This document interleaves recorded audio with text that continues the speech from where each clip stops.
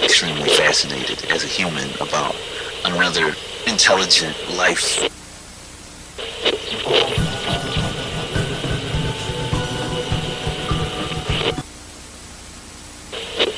On today's episode, we got somebody very special. He's a person that's coming back from a South by Southeast podcast interview we did already. Shout out to Krista and Mike. You might have heard his commercials in our episodes when he was doing the Pierogi Fest. So you might recognize his voice as soon as he starts speaking. But let me just say a little something about him. I met him through AJ when we were bending.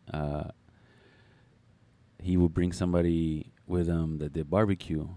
So my interest was already there. But then he said it was smoked barbecue, which I did not get introduced to smoked barbecue, which is pretty funny because this is how he got introduced to it, is down south.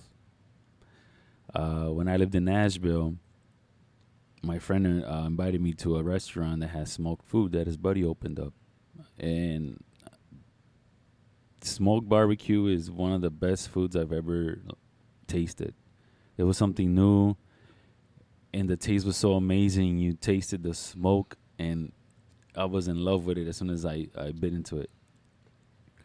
So when I came here to Bend with AJ, and he told me that he had somebody that was doing smoked barbecue, I was so in love with him already. But then I met the legendary Buzz and Barbecue. Yeah. What up, dope?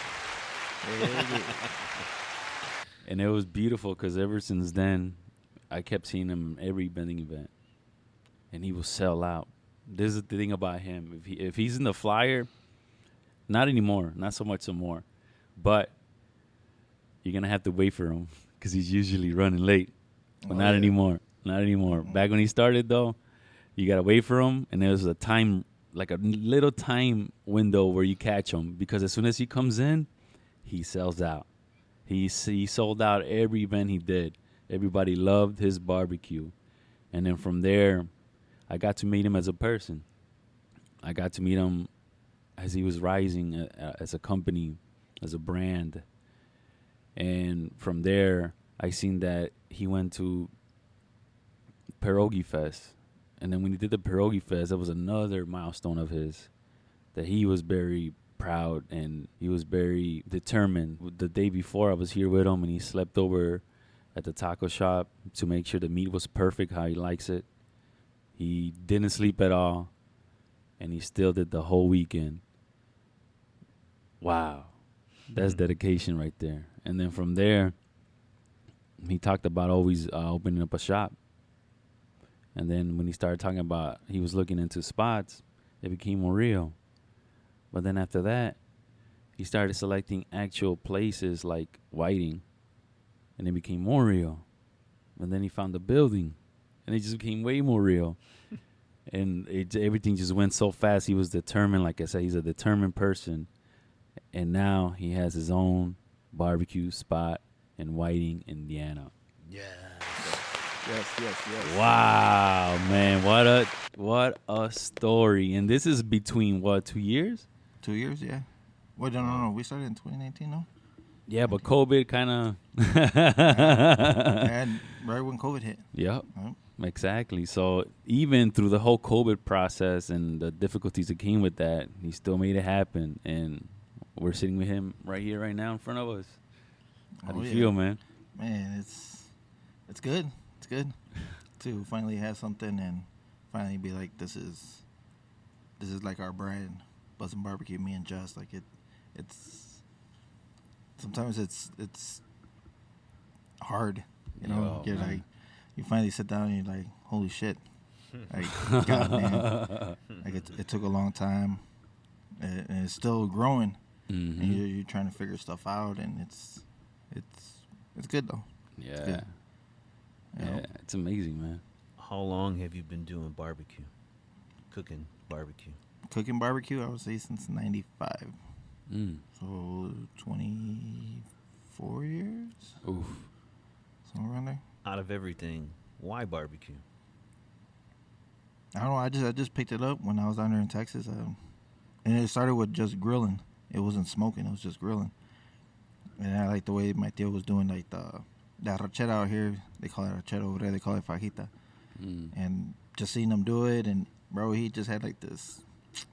It was not even a grill. It was like a piece of like a shopping cart or something. And then he just had the cinder blocks. He just put the meat on there, and I was just like, man, that's pretty cool. And then from there, it just picked up. Like I was like, hey, let's go get some fajitas. Hey, let's go get some fajitas. Let me, because in the last episode with South by Southeast, we talked about why you went there. Why were you in Texas? Can you explain that a little bit more too? Because it's very important to, I think, why you are where you are. I think it was more like when I was younger, I was always getting into trouble, and always on the streets, always doing this. And I thought maybe if I get away, something can change. And I went down there, and it probably was worse because it was right at the peak of Laredo when it's like all the bad stuff was happening. Like it was just starting everything. Wow. And you would just hear about stuff, and I was just like, yeah, this ain't for me. Like, I don't want to be here. But I was out there for, I'll say, a year. So I went to high school out there. Met a lot of people, and then that's where I got introduced to the grilling and stuff. So Yeah. it was something that was pretty good for me to learn. when But I it out was, there. to me, it's like not even the grilling. It's the southern way of doing things. Oh yeah. Like that's a different whole approach when you see them, like, especially barbecue. Oh I yeah. remember my cousin down in Nashville. He would go to competitions with some of his coworkers. They knew how to do some barbecue, and he joined. He learned too, and I'm talking about there was rows and rows of pits and pits of barbecue. It was amazing, man. But yeah. So, but like I said, that's an important piece because how many times did you see your family cook, do barbecues? Like you said, arrachera, and never really kind of sparked the. I think what sparked it the most was, now thinking about it, Mm, here when we do arrachera, mm, we are layered it down with some limon, yeah. either Laurie's or whatever your mom might have. Throw it on there, and then Yeah. another layer of meat, some limon, some more Laurie's, and it just went like that. And that's how you prepared it, marinated it, all that. Over there, bro, it was different. Salt, pepper, that was it. That was it. That was it. There was no limon. There was none of that. Oh, And man. then the other thing, right now, just thinking about it, here we use for everything corn tortillas. Everything's corn tortillas. Over there, it wasn't. It was flour tortillas. Oh man. The harina. So you're just like, hell yeah, it's even better. But it's weird because out here, people don't really look at harina like that to eat with stuff. I mean, your mom or whatever, they might make it here and there, and that's it. On a burrito, that's it. Everything else is corn tortillas. Yeah. Over there in Texas, it's more the harina. Everything's with harina. Why? I don't know. It's It's weird. just their way. Yeah. They still do Damn. corn tortillas here and there because they do the Yeah. meat. They do migas and all that chilaquiles or whatever. But it's mostly all harina. Do you think it's maybe the lack of supplies of companies that make those tortillas? Probably. Yeah. I mean, what's weird was when we're in Austin in January, there was a Milagro out there in Austin. Really? Yeah. Really? I even we're driving down one of the streets and I just seen the lady I was like, wait a Yeah. minute, that's Yeah. Milagro. Yeah. And then sure enough, it said El Milagro. I was like, what the Bro, hell? they've been growing. Like when I lived in Nashville too, they don't have them nowhere but the Mexican stores. The little Mexican stores within the blocks, those are the only ones that had those tortillas, the Milagro tortillas. So it was, I mean, during that time, I think they were expanding now, but now it's just like you see them at Walmart, Aldi, Oh. you see them everywhere, man. They're in another level. Can you describe the food and barbecue scene in Texas? Because I believe, like football, they take their food and barbecue Oh, yeah. very seriously. Mhm. Oh, yeah. From my perspective, I consider it like an art and science put together to get the perfect blends of spices, timing, cooking, not only brisket, but different types of meats, different sides. From my perspective, it's like football on a Friday night. Everyone kind of gangs together, and that's a huge part of the culture down there. You were there. Can you dive into that? What's the difference over there, over here? The differences in preparing meats, and I know you specifically, you are a fan, which I am a fan of you because of this. You specifically choose particular cuts of meat because of the higher quality. Instead of going a cheaper route so you can make more money, no, I want this because either this is the way you were taught or because of the quality aspects to it. And then from my understanding, you learn that as you picked on either from your uncle or from yourself about quality. So I want to describe that and then your particular choice and reasoning behind, you know what? I want higher quality. What I think we said it before. Was it quality over commodity? Quality over quantity. Quality over quantity. Yeah. So that I'm a particular fan of. Did you pick that up in Texas? Did you pick that up growing on, later on? Where'd that all come from? It was more later on. So like when out in Texas, their style is different. Salt and pepper pretty much on everything. Good quality cuts. Anything that's Black Angus, prime, choice at a higher grade. Because there's also choice that's like low grade, and there's choice that's like higher grade. Levels. Yeah. So you want that good Black Angus beef. And then with the seasonings, like just the perfect salt pepper ratio to it, the perfect mix. Then you gotta pick some good wood, like perfect seasoned, nothing that's moist that can hit it right. But in Texas, everything's like how would I say it? The ribs are made different from out here. Everything's made different. Chicago based is charcoal and mild sauce on everything. And, I mean, there's nothing wrong with that. You know, that's what we grew up on. Yeah. But over there, it's no sauce on anything. Like you put the sauce as it's going. Yeah. And some of the times you don't even need no sauce. If it's good barbecue, you don't need no sauce at all. You just eat it just like that. So like it was different when I was down there because I was used to that. I was used to the rib tips. I was used to the mild sauce. So when I went down there and I was just like, what is all this? Like, and then really when we're growing up, my mom used to make brisket, but we didn't eat it like that. So I'm just like, why you guys eat brisket like that? Like we only ate it like maybe twice a year. That was it. Yeah. Over here, it's like God. Like everything's like boom. Yeah. Let's go get brisket. So it's just a different way they do down there. And then if you go farther south, they like the Valley, Laredo, all that. They do barbacoa. But now it's starting to expand. I see it more also in Austin. But back then I would only see it like towards the Valley. Yeah. So barbacoa now is considered also with the barbecue, and man, it's fire. Like Oh my God. I've done it here, and it's good. But I don't know, people. I don't think they're gonna pick up on it. Like it's hard to explain. I don't know if they will like it or not.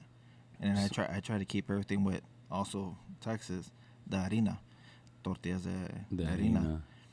And I mean it's going little by little, but I feel like hopefully everybody gets to it and they're like, boom, let me get tacos with harina. Let me get this with harina. Like make it bigger, Yeah. like a bigger scene, like in Texas. That's but how I mean, it like, starts. everything else that you could pick up, like Carolina style, the way they do it, the shoulders, which is the pork butt. What else is there? Kansas City with the burn ends. A lot of people are asking for the burn ends constantly. What is that? So burn ends is you just grab the meat, like the lean, and you cube them up, little cubes, and you put barbecue sauce on it, and then you put them back in the smoker, and then it gets that texture glazed on it, and it's a Kansas City burn ends. Ooh. But if you go to Texas, burn ends are on the side of the fat, that one little slice, that little chunk that's right there. If you slice that and then you cube it up, that's burn ends. So when they say burn ends, I was like, I don't do it because it's so little. He's like, what are you talking about? You burn ends from the whole thing? And I'm just like, you're talking about Kansas City burn ends then. I was like, it's not. I don't think Different it's levels to this, man. Different levels. It's an art and a science, man. Wow. Depending on, I'm learning depending on region, depending on, I guess, culture, depending on what people were brought up on. There's different levels of barbecue inside the barbecue bubble. You know, Yeah. There's so many different layers. And I think It's amazing. the one thing that everybody kind of shares most likely is the tree, oak. Oak is common like everywhere. So people use more oak. But if you mix it with something else, you might get a better flavor. You mix it with mesquite, you might mix it with like peach or apple, whatever, and you get like a better flavor to it. Does the wood actually make that much of a difference using? Oh yeah. Really? How If so? you're if you're we'll do a test run so you can see. Oh. Now, I'll bring some hickory. Nice. And that's it's Hickory? It's not good. No, I don't nuh-uh. no. It's like gasoline. It's like really Really? strong. Wow. Uh, That is crazy. Even the wood, The wood. like the specific wood you use could affect the taste of a. Oh, yeah. And that's 20 years of experience right there, guys. That's why he's the best. like if you do out of cheddar and all that, I would use mesquite. Mm. Look for whatever you can. Just look for the mesquite. Don't use nothing else. Use mesquite. You guys will be like, damn. Oh, That's that's good. secret right there, man. Yeah. Hey, you should make like random posts with like Buzz's tips. There you go. Use Yeah. mesquite instead of Use mesquite. pecan. Yeah. Oh yeah. You, as a business owner, get your wood from Texas, right? Yeah. Why? Mm. Why when you could just go anywhere down the block? I don't know. I just feel like the specific wood that I use, they don't have it here. Mm. So I have to go to Texas and get it. Oh wow. There's some brands out there that might sell fake ones like it, but I'm not. Hmm. I don't want that. Fake ones, Yeah. fake wood. Yeah. So it's like Plastic. no. It's real wood, but they dip it in like scent, just to So give it good. the scent, so the smell. Wow. So it's fake. I mean, it's real wood, but it's just. Yeah, it's not the wood Yeah. you're looking for. It's Yeah. not. I was like, dude, that's like Wow. adding perfume. To Yes, it. Like, no, yeah. we're not doing that. Wow. Damn, that's so. Uh, That's so like you learn mind-blowing. so much as you go, dude. and you're just like, what? Like, y'all really doing that shit? Yeah, and you find out. See, this is why I love his food, and I think why a lot of people have love his food because you taste it, but then when you get to know the history behind it, and not even the history, but how you think about the meat, how you think about the cooking, this is an art for you, man. Oh yeah. This is a art. You need a little bit of this, a little bit of that. If not, it doesn't come, not even right. Let's just say that some other people cook it like that and it's right, but to your taste, Oh yeah. you know your taste and you know what does what. So that's the artist right there. You know, Oh yeah. that's an art. And it's crazy because before Jess, I would always just get whatever, bro. Anywhere I went to McDonald's or whatever. We went to go get steaks. We went to Jules before her. When I got with Jess, she used to always be like, let's go to Mariano's. Mm. And Mariano's has Black Angus. Yes. So right away you would taste it, and I was like, man, this steak is good. Like, Yeah. but it was more. You go to Jules, you might pay like $6, $7 for a steak. You go to Mariano's, you're paying like $15, $20. And every time I see it, I was like, man, I could get that two hurts. steaks. That hurts Yeah. my pocket. Yeah. But in that process, I learned, hey, if you love it and it tastes good, why not pay for it? And that's where I picked up on the quality. Everything's quality now, because you want the best of the best. Now I want best of the best. Every time we want to go somewhere, I'm like, oh, we gotta go here, or like Del Fresco's down the steakhouse. Like, I want to go there. Before we used to go to, what was that? Sterling Steakhouse or whatever it was. Yeah. That was the cheapest cut of meats, and Yeah. I was brought up like that. And I was like, man, this is fire. This is the best. And like, Yeah, oh, no, man, it's there's a whole different world. Nope. So it's like everything's quality now, and like that's what people need to like start looking at too. Like, hey, there's other stuff out there. Go look for it. Help those people out. There's so many steakhouses that are mom and pops, and Yeah. they got some good quality. They got very good quality. It's just that, you know, how the way we were raised, even if we have that money to waste, the way we were raised as kids is like, do it as cheap as you can. If you could get away Yeah. with it, keep doing it like that, you know, no matter what it is. And then you, like, saying it's about change, supporting these small businesses, like change the corn tortillas. Like you said, over there's nothing but corn tortillas, and over here is different. So a lot of times, when you ask people here, let's go to a taco shop, what kind of tortillas do they use? And as soon as if they say something like flour, they're like, that's a That's a fake Mexican fucking taco place and shit, you know? I love flour tortillas though. Yeah. A lot of people say gringo tacos. Those are Gringo gringo tacos, tacos. And I was like, yeah. y'all don't know good stuff, man. Come on. Yeah. It's just this, and that's the thing about traveling, going to different places, tasting different foods, tasting different culture. Even the same food you eat here, taste it somewhere else. It tastes different, I bet. Oh yeah. And Totally that's different. something that I love, that it came from Texas, and that's why you always represent Texas. Like, Oh, if you yeah. come to a shop, you're gonna see that Texas flag right up there, man. Oh yeah. You mean the Puerto Rican flag? It gets mistaken a lot, bro. They're like, People are that's it. calling Yo, it Puerto Rican. Puerto Rican Yeah, flag. yeah. They're like, oh, you're Puerto Rican. I was like, what? What? The flag up there. I was like, Nah, no, that's a son, Texas flag. Texas. Oh, Yeah. similar. I started just to leave the comments alone. I was like, just leave it alone. There's Yeah. no point no more. From my perspective, also to a different perspective on yours, Fred. As a business owner, you want to make money, right? That's the end. To make money, that's the goal. So you can provide for your family and everything. Right. But for me, you're not taking that route because you're buying wood from Texas. You're getting your spices imported from wherever. You're grabbing cuts of meat that are not the cheapest. You're grabbing select. So that adds up across the board. But as we see, with the skill behind it, when you have those quality pieces, your end product, as you're an artist, is levels beyond, let's say, another barbecue spot, you know? Because you put the time and the effort and the little things into it. And to me, you could be making more money. Oh yeah. You could be making double the price. I don't know. We don't want to get into numbers, but you could be making more money if you cut a few corners. But for some reason, nah. I'm going to stick to my guns, and I want quality. I want what I was taught, what I was brought up. I want to give people something new. Oh yeah. In an area that they're used to the Chicago mild sauce drenched in.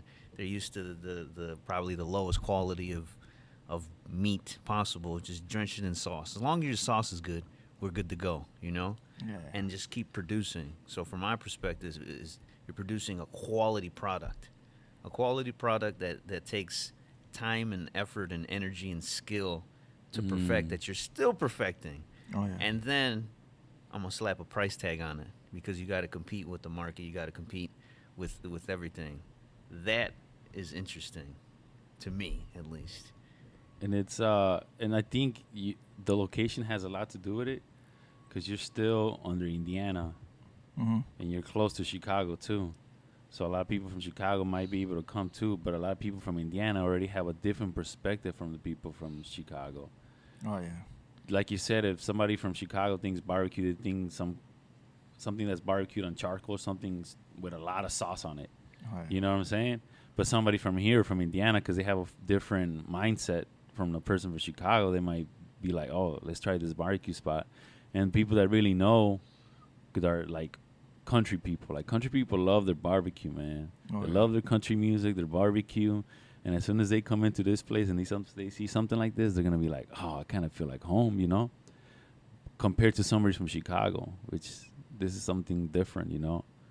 And it's difficult, man. It's difficult to put yourself out there like that, man, as a business. Because you're like, man, people might not mess around with my stuff. Yeah, well, we got hit one time. Jedi can vouch for it. This lady came in and she asked for the rib tips, and I was like, oh, I don't have none right now. We're only doing them. I think we're just doing them on Fridays. And she was like, Yeah. why just on Fridays? Da da da.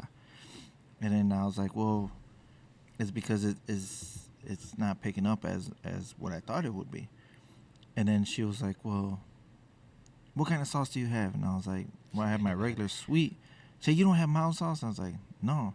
And she looked over at her husband. Let's get out of here. Yeah. You don't have mild sauce. This ain't Chicago barbecue. This ain't She exactly said that. This ain't Chicago barbecue. I was like, no, nowhere in this restaurant does it say Chicago barbecue. Yeah. Yeah. Everybody already knows it's a craft style. There's no Chicago style. Mm. So I felt bad, and I was like, well, you know what? Let me do it. We'll get some mild sauce. And we got some mild sauce. Got the rib tips. Put it back out there again. I think that day we sold maybe one. One. Yeah. Wow. Out of a box of like 20. One. Damn.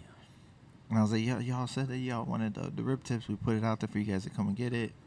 And I was just like, well, it is what it is. Like, Yeah. you live and you learn. Yeah. So when they asked for it, I was like, special orders only. Like, if you guys want it, I'll make it for you guys.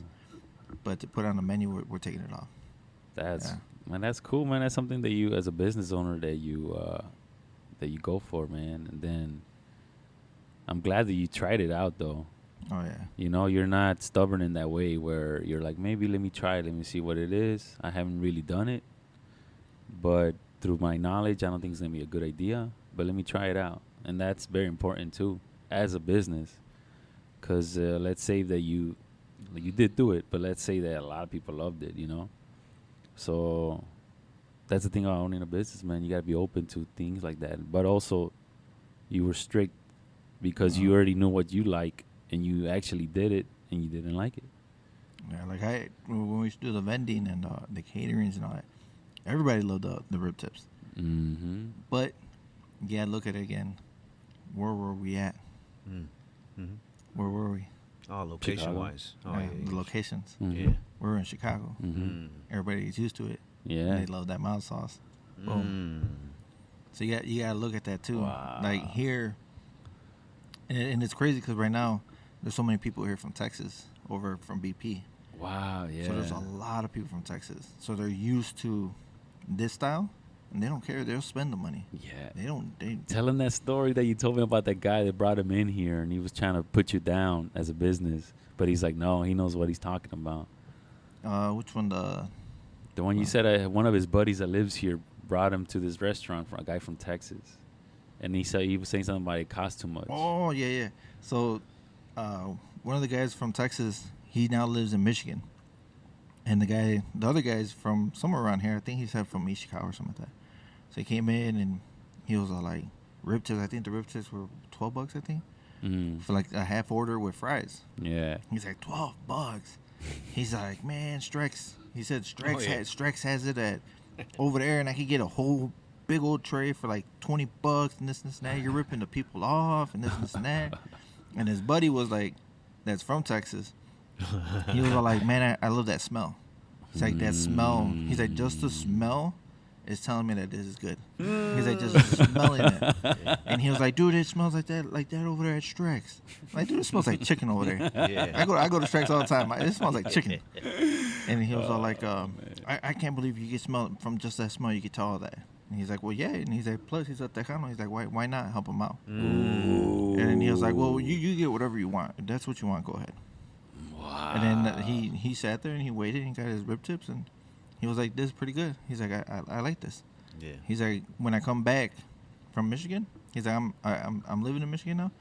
He's like, but when I come back to visit my buddy, well, I'm definitely stopping here. Wow. And his buddy still didn't order nothing. Didn't order nothing. Damn, that's that stubbornness. I think that comes with a Chicago, being stubborn, bro. I think it's different. That was one of my questions I wanted to ask you, but we'll get into that now. Coming from a person that started with pop-ups that you started making pretty much out of your own, you know what I mean, out of your own kitchen, to the business now. How does that feel when people kind of throw a little shade, maybe not directly at you or on you, but you catch that, well, this ain't a barbecue spot, this ain't this ain't that. How do you feel as a person? Because you spent so many years grinding and hustling to get a brick and mortar spot. Now you're here. And from my perspective, it's, fuck, I feel a little bit bad. Like, what the fuck, man? I get a little, even though this is not my spot, I get a little upset when people talk shit to you or they say something negative, because maybe I'm biased because I've seen your journey. I've seen the struggle. I've seen where you started in the building and the process and the hand selecting of meats and this. It's an art and a science. I get a little upset when people either talk negative or they're quick to be like, You don't got this. You're fucking sold out. So how do you, not as a business owner, as a person, how do you feel? Don't start Before- crying on the nah. radio, man. I think before it used to hurt. Like it would be like, damn, like. But then I grew to understand, like, hey, bro, you're just one out of like 100 that come in here, and to be like, man, y'all food is good. Everybody out here, like, it feels like family when we come in here. Like the lady the other day, the other Tony, when she calls us three Tony. Yeah. Dude, when she comes in here, she's like, you guys are great. I never want you guys to go. Like, it feels like family in here. Like, that one negative, just like it went away because now this lady is telling me this. But from there, it's so many other people. It's not just her. There's tons of other people. And then, like, when you post something, Harvey, all them, Shout out to Harvey. Oh, wow. Gio, that dude Renee, like all them, they're like constantly like hyping people up, and it's great, dude, because it's like y'all love my food that much that you guys are like taking it to other people and be like, hey, come stop right here. There's a lady from BP, bro. She comes in here, and she, like, the first time she came in here, she came with like 3-4 people, bro. She brings in like 20, 15 people now. She like brings a lot of people in. So it's just like one negative. I mean, it is what it is. We can't make everybody happy, but now it doesn't affect me as much. I'm like, It's beautiful, man. yeah. But there's times when I see it and I'm just like the lady with the, I think it was the lady with the mac and cheese.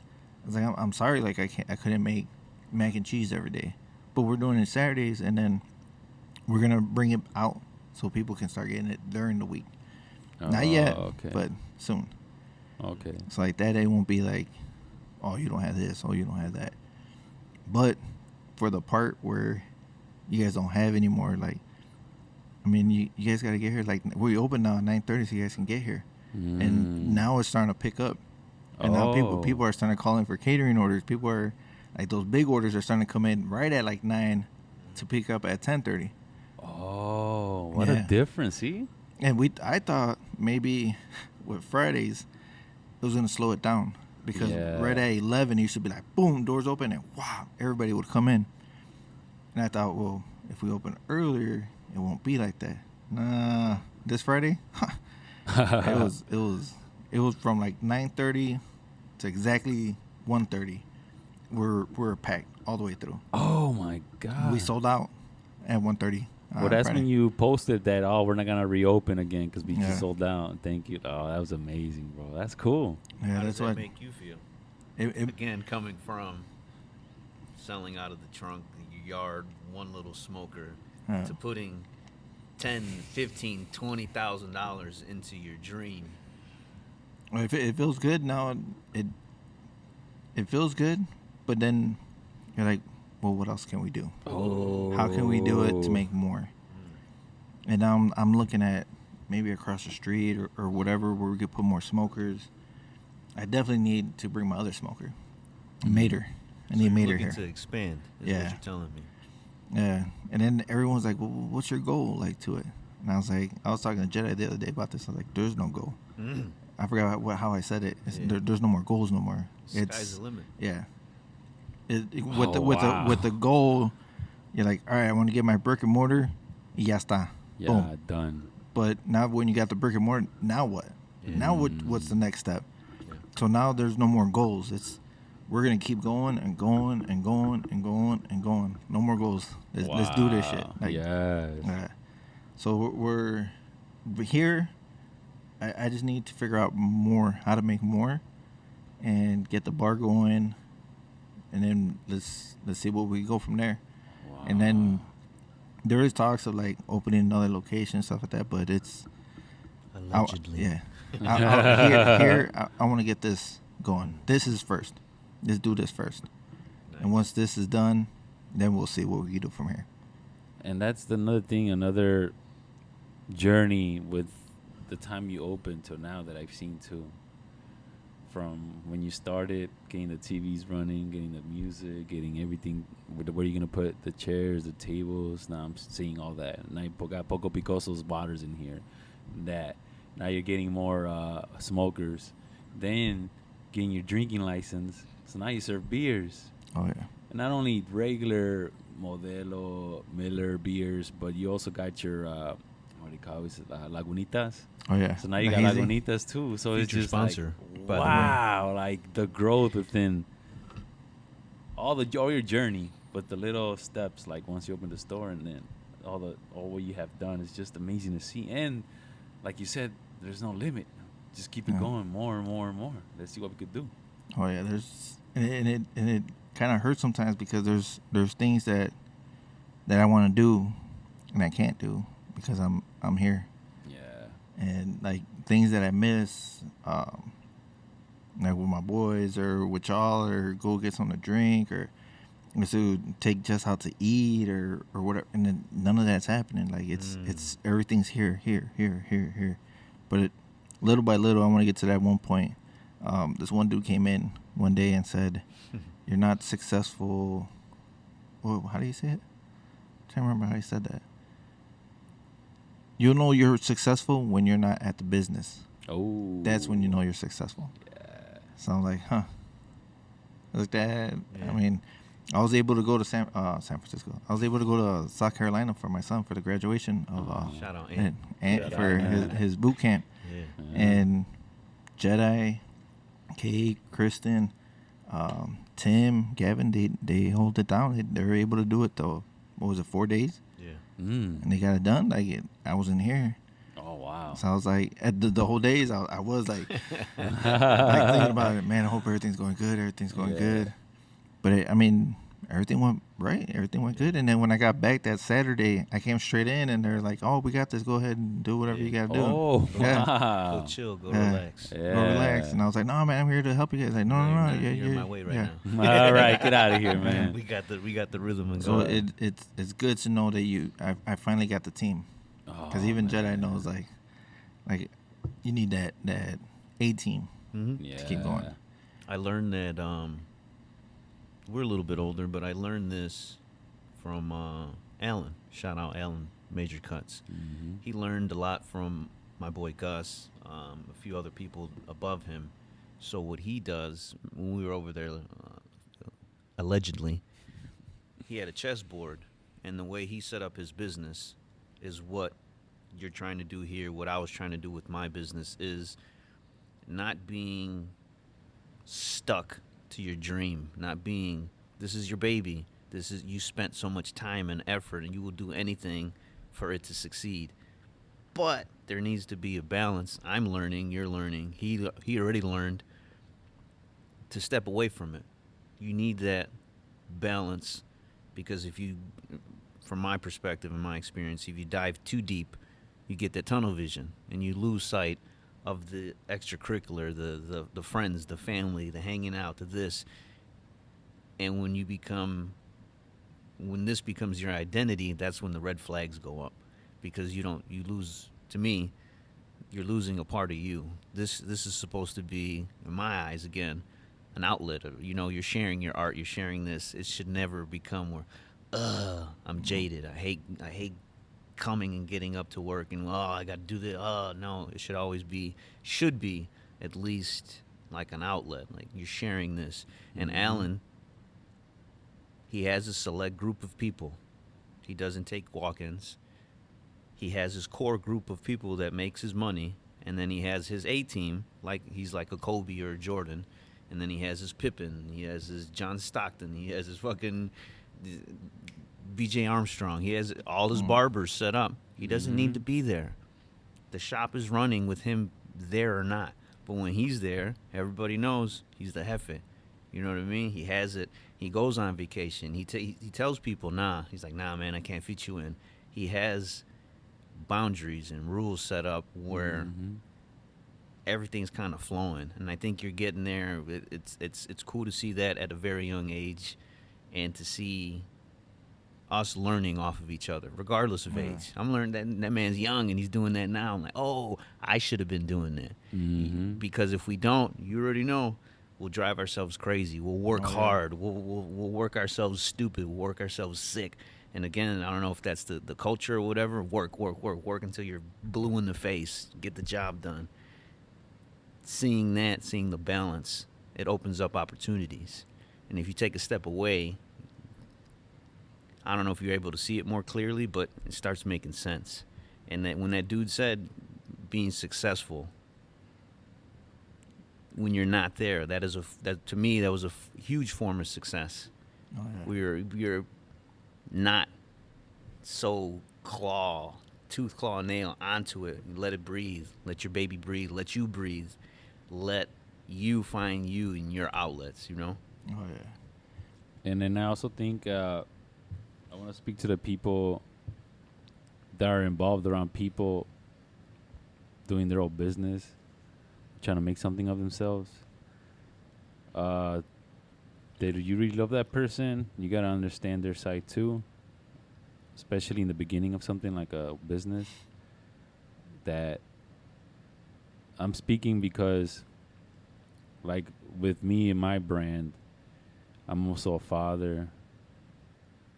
I'm also in a relationship. I'm also a son.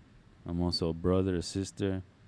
So it gets hard to balance life sometimes because there's something like you're finding your balance, and your balance sometimes is your business. So you're working really hard, especially in the beginning of it.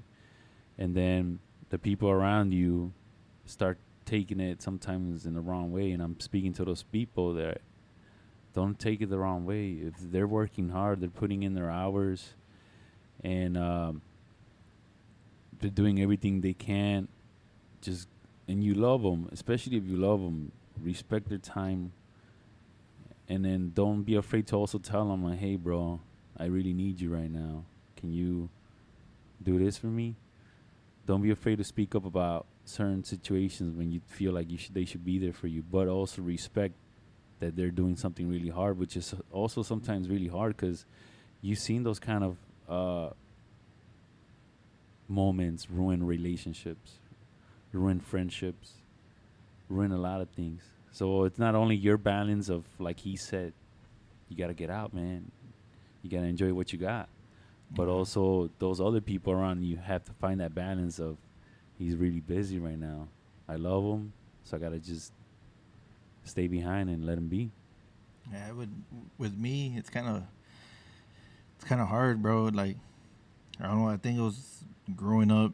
You never ask for help. Like you should be able to. You should be able to be a man and be like, hey, can you help me out with this? I need help. Like, Yeah. everything, like either stress, mental, anything. But growing up, I don't know. It's just you don't ask for help. You do it on your own. That's showing at growing up. Those be a man, grow some balls, do it. That shows. Yeah. That's showing his strength. Not Yeah. saying nothing. Yeah. Yeah, that's how I've always been. So like when people they offer, like, oh, I'll help you, I'll be like, no, it's okay, I got it, I can do it, and like, we got you, like no, I got it. And it was like, well, it's not. I'm trying to be like, no, I don't need your fucking help or nothing like that. Like, I feel like me, in order to do it right, I gotta do it. And I mean, it's getting to a point where I see it now, like, hey, if you need help, like, you should definitely ask for help. So I'm just like, man, it's hard because you're still in your head, you still have it. Like, don't ask for help, you do it. Yeah. So I'm just like, fuck, like it's hard, bro. It is hard. It is hard. Because even I speak about it, like how important it is, and sometimes like it's hard for me to accept that, like, ask for help, do something. And it's not about if you do it or not, but it's just if you're trying, man. You just got to keep trying. Because like I said, we grew up for so long with a certain mindset that it's hard to get out of it. Oh, yeah. So the fact that you're trying, doing it once in a while, it becomes more consistent and it becomes more part of your life. But you're always... That's a bad thing, is like whenever, even if you do something so good and you change your life where everything's balanced out and it seems right, there's always going to be a moment where it throws it out of balance, man. Oh, yeah. And then you're thinking to yourself again, like, man, am I doing, like, should I do this? Should I do that? But nah, man, as long as you're trying, you're really trying, that's the best thing. Like you said right now, you don't like asking for help. And now you're getting in a point where it's in your process where maybe I should accept it. Oh yeah. That's the start of it. That it's in your head. Now it's making you think differently. Sometimes not in the moment, but later on you reflect on it and be like, man, I should have took his help. So maybe the next time you'll be like, not even that. When you're in that moment, that's something important too. When you're in that moment and you reflect back to a certain moment and you think you should think done things differently, speak up about that too. Tell that person or whatever, like, hey, you know what? I'm sorry about this. I was being stubborn. And what you were telling me was probably something I should have tried or I should have done, and I apologize, or I'll try it next time. That does a lot of big too, Oh yeah. you know, because sometimes the other side of the coin, they're looking at you and they're like, he's not trying, he's not this. But if you speak about it, that you reflect it back and you actually seen it and tell them, they'll even see it differently. Like, oh man, you know what, he is trying. Like that would change somebody's perspective so much.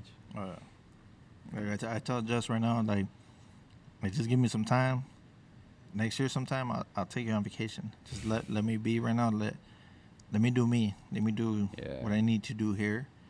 I was like, I understand, like, we used to do a lot of stuff before, but we both talked about it before we started, and this is what my dream was. And I asked if you would help, and you said yes, and I appreciate that. So when I'm there, then I'm going to take you and let's go do stuff now. So like, just give me some time. And like, she sees it and stuff, but then I feel bad because she's like movies or whatever. And the other day, Halloween came out or whatever. Halloween. And then she watched it. Yeah, me quedé dormido. I fell asleep. So I'm just like, I feel bad because I took it as she wanted to spend time with me, and I didn't. I went straight to sleep.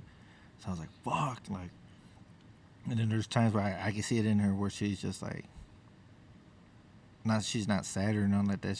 She feels like all this, like, you're doing all this, but like there's no time for us, and I feel bad. So I'm just like, man, I was like just please give me some time. I'll get.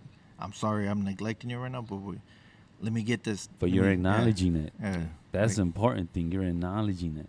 I was like, let me just do it. And we got this. We got this. Like, I see the light at the end of the tunnel. Just I'm almost there. So let me quarter. get there. Yeah, let me get there. And I got you. And I got us. Like everyone. Like the whole thing. Let me get there. And I was like, we get there. Let's do this. And I think the light in the end of the tunnel was a lot through that when you went to go visit your son. Oh yeah. And they ran the whole thing for 4 days. Yep. And you came back and they still said, "No, we don't need you. Get out of here, man." You know what I'm saying? So now, knowing that in 4 days straight, they did this. Now, at this moment, you should acknowledge that I could do this at least one day, where I don't have to worry about nothing, and I'm gonna worry about my woman. Mm-hmm. You know, from now on, like there should be at least once a month where you could do that. They proved you they could do this one day. Oh, yeah. You know, so. On a Tuesday. It's only 9:30 to 2, and then we shut down. On the slow day, right? On the slow day, I'll take her out. There you Like, go. I mean, like, it's still in the back of your head because it's your baby. Like, Yeah. it's hard to walk away. And then, like, the other day, I forgot who I was talking to. It was with one of the guys at the bar, and he was like, Shout him out. Standard tap. The Standard Tap Room. Yeah. So we're just talking, and me and the dude, and I was like, he told me, he's like, so what are you guys gonna do next, or what's the next step, or whatever? And I was like, I'm not there yet. I think what I see in my head is Kaylee and Jedi doing this. I got Timmy and Gavin in the back. I would have to find myself or someone else at the bar, but I miss, like, because we're always in the front. I'm never like still cooking. Like I would cut everything up and then Timmy would do it and finish it off. I want to get back to a point where I'm doing it, and everyone's like, but that's not the point. The point is for you to walk away from it. I was like, like how you said, when you wake up, are you happy? My happiness is waking up, coming in here, doing stuff, but to be back on the pit. Mm-hmm. That's where I feel. That's what I should be at, is at the pit. Once I get to the pit, I think that's where I know I'm successful, because I'm able to leave Jedi, and I keep telling Jedi we need walkie-talkies. I could leave them here, and if I go across the street, I could go over there and I could take care of everything. If it gets busy, hey Buzz, like we got a caw.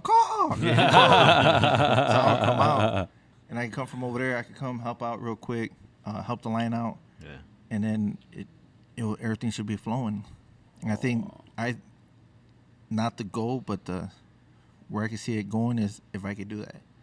I could walk away and be across the street, preparing all the meat, getting the pit going, and then this can run on its own.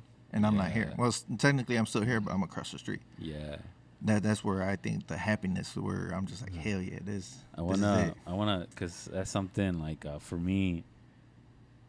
When I design and I get in that mode, and my head's in the right place, the music's in the right place, I'm in my zone. I'm in my perfect world. I escape from everything. Like, time doesn't exist. My other thoughts doesn't exist. So what does that do to you when you're in your smoker? When it's just you and your smoker? What is it? What is... When I'm in my smoker, dude, I have my beer. I'm relaxing, chilling, listening to music, thinking about other things that I could be cooking. Can we get some BBQ in here? What about this salsa? Or what about this sauce? How can we make this sauce? Or biscuits? Or like so many other things are going on in my head about cooking. And that's all I think about. I get on my phone. I'm able to go onto Instagram, see what's going on, seeing what's popular, seeing what's out there. And then just staying focused on the food. Like it's you're to me, listening to music and attending to the pit is the perfect thing for me. I'm like happy as hell. Like wow. Happy. Like leave me alone. I'm good. Like I'm good. And then like caw. Shit. Back to reality. Right. I have a two-part question. I want to footnote support, but before then, you had a wonderful job. You were a what? Iron worker. So for me, in my perspective, I don't know the pay or anything, but good paying job, probably benefits. You chose to leave that security, financial stability, and a future, pretty much. That's stability into an unknown. You chose to, all right, instead of going the safe route, and I know I could probably be there and retire and have a pension from. Nah, fuck that. I'm going to do this barbecue thing. Why? From my perspective, which is wild, why would you leave a good paying job, security, pretty much maybe the last job of your life? You could probably retire there and be good. Why do that for barbecue? To serve other people. To cook 12-some hours a day. To do what you do right now. Why? Why that transition? Why that, boom, I'm going to pull the trigger? Because not everyone does that.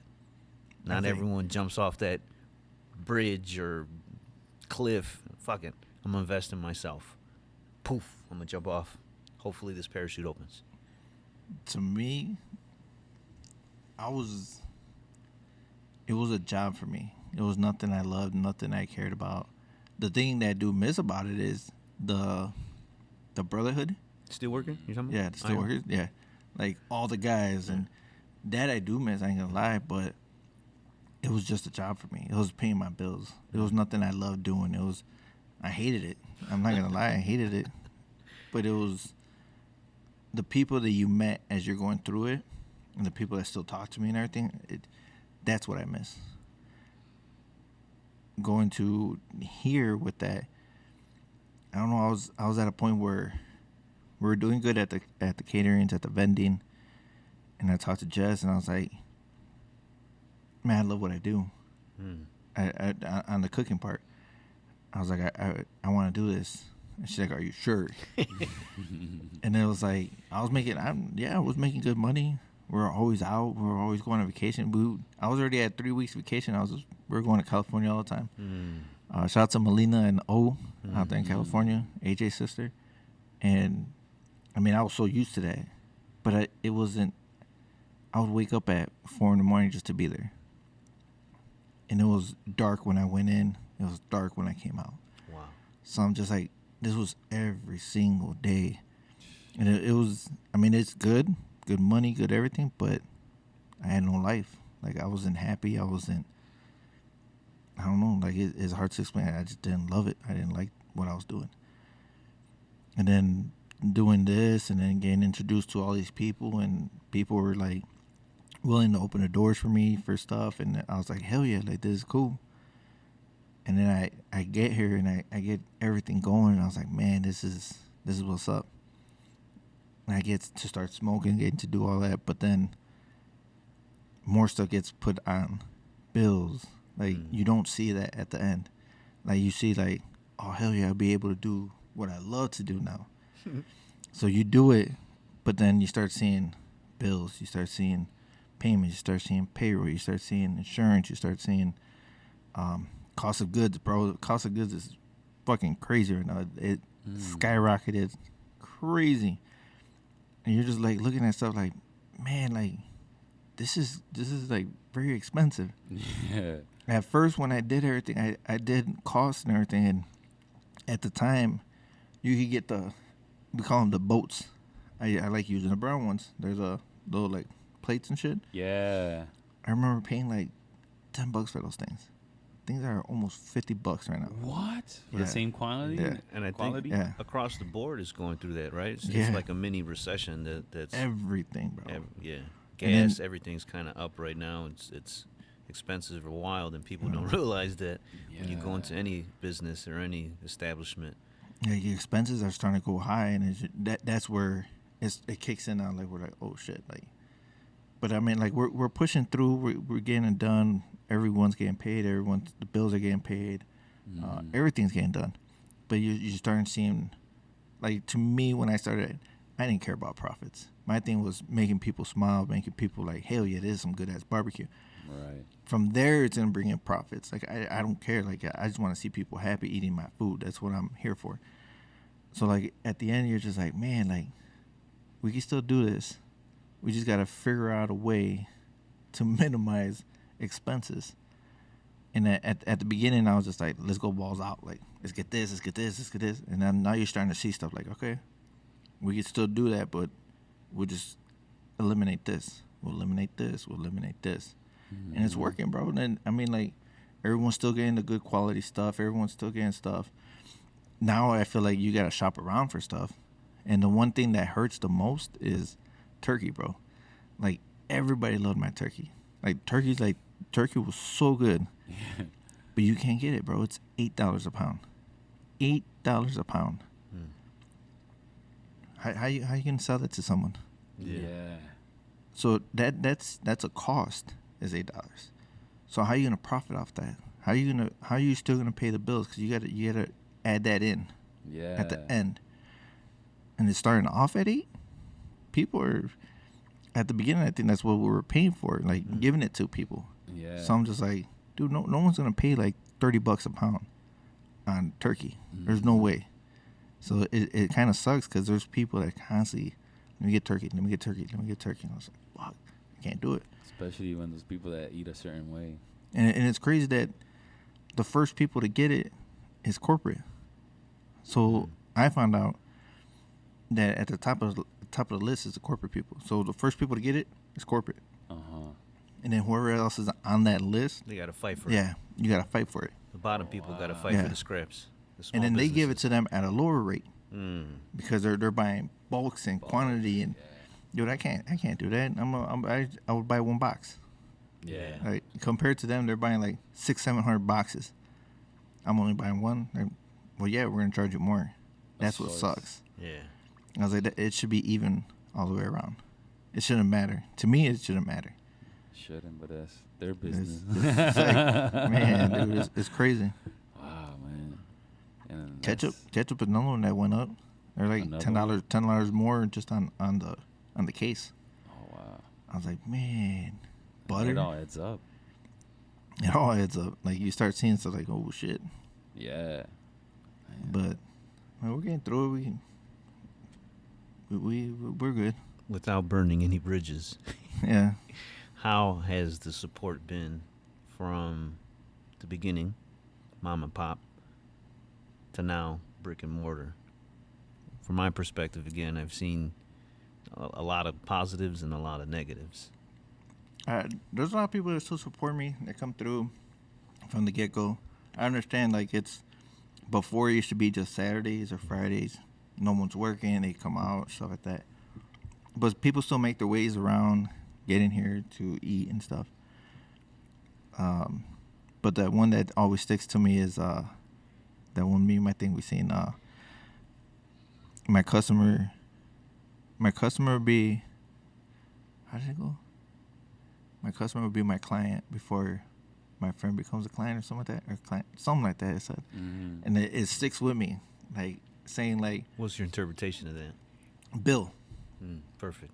Bill's always in here talking with us. Yeah. He comes in here. Versus a friend or whatever that's been like by my side for 20, 30 years. If they come in here, I've been like my friends come in here once blue moon or whatever, but Bill's always in here talking, chatting, hanging out with us. Yeah. That's my interpretation to that. It's like, holy shit, he's here having fun with us, talking with us, bullshitting with us. But over here, my friend hasn't been here, so it's kind of like, man, that's messed up. Yeah. Like the support on that, like it hit a wall. Like, whoa, like that's messed up, dude. Like, I thought y'all would be here. Yeah. But I mean, it is what it is. You live and learn. You just, like, to me, you just keep pushing. Like, oh well, Keep it going. keep it going. There was a woman in here, I believe. I don't know if she was BP or Indianapolis, but she was very talkative, and she's like, she was asking you questions. When did you open? How long you been doing this? The barbecue's really good. Once she found out you're a small business owner and this is your first business, she's like, anything I could do to help, I'm gonna help you. Oh, wow. You're the American dream. You're the American story. You started from the bottom. You left well-paying job to open up your dream, open up your business. And the stranger is, and I saw it in your face, you weren't kind of used to it. You're like, why is this lady talking to me like this? But as she spoke, she genuinely was happy for you. She was genuinely happy for your business, your story. And she's like, I love stories like these. I wish we can spread the awareness and have more stories. I wish you all the best of luck in your business. And this lady, I was right next to you, and this lady doesn't know you. But we had discussions where certain friends never come in. Or if they do, they sometimes either they expect something, they want a discount or this, which is different. This is why, to me, it's a touchy subject, because from my business perspective and my business experience, same thing. There was a lot of friends that the support wasn't 100% there, but that stranger that comes in will probably be your best either friend or your best outlet to make the business succeed. So for you, why do you think that is? And I think, Freddie, we kind of touched based on this during all our podcasts. Is it a culture thing? Is it a scarcity issue? Is it we don't want to see other people doing good? From your perspective, why is there that gap? Do we not know any better? Have we never been taught to support our brother? What do you think? Why is that there? It's crazy because when you say that, because a lot of it, I think it is like we're not taught to help one another. We're taught like, hey, worry about yourself, let's get this shit done. And it's crazy that a lot of people here in Indiana are willing to help. And it's crazy. Like the other lady that came in last week was the same way. She said, I want to help you with whatever I can. This was another lady. So I'm just like, why are you guys willing to do this? Yes. Like, I look at myself all tattooed. I used to be bald. I think of myself like, oh, like I would be like, I don't want to talk to him because he looks like a gangbanger. He looks like this, or he looks like that, or he's Hispanic. Yeah. So why talk to him? Now I'm at a point where these people are willing to talk to me. These people are willing to help me. They don't even know who the hell I am, and they just see that we're doing good barbecue, and I'm willing to help you. Why? Like it's weird, and it's crazy because, not to bring race into it, but it's not our people. Like it's kind of hard. Like that hits, bro. Like it's like, wow. Like why are you willing to help me? Yeah. Like I was always taught nothing's free in this world. So in my head, I'm still thinking you want something. Yeah. That's how there's a catch to it or something. But there's genuine people out there that are willing to do whatever to help you because they see you doing something good and let's help you. Let's get you bigger. Let's get you a brick and mortar. Let's get you something else. Like, and it's just like you're taught like, oh, you want something. Yeah. That's why you're doing this. Yeah. And no, is they're really willing to help you. And I think it has to do a lot to do like going back to location. Yeah. Because, like I said, Chicago has a very stubborn view to them, very narrow, very not think outside the box kind of thing. And I think a lot of people right here in this area in Indiana are business people. There are people in warehouses, there are people in steel mills. They're like, it's all kinds of different people, but at the same time, they don't have that Chicago mindset, man. And it has to do a lot with the area you grew up in, one. And another, it has to do with the environment around you. And also, like, business point of view is like Chicago just makes it harder to live. Oh yeah. Chicago has so much difficulties to even open up a store than here. So here, I think a lot more people, because of the environment, the way the laws are, the way the fees are more chill. They're more, I don't know how to explain it, more, they're not so worried about those little things compared to somebody from Chicago that needs to pay their rent. And then they got to pay these fees for this, these fees for that. You got to get this, you got to get that. And Chicago's fees are always going higher and higher. Oh, hell yeah. And tickets and all that. And Chicago is, like I always say, Chicago is la tóxica, man. La tóxica. Like, but everybody wants to act like it's this beautiful thing, you know, taking pictures of towers and the bean and all that, the beaches. But it does a lot of hurt to the people. So that's why a lot of people are influenced by that environment of people are always there to rob me. Don't trust your neighbor, you know? So they have that kind of mindset, and it's hard as a business, and one, to accept it and then realize it that you got to outgrow them. You know, that's another hard part because you feel like you're not disowning them or going bad on their way because you're going a separate way, having different customers, different environment around you, while they're still doing their own thing, you know?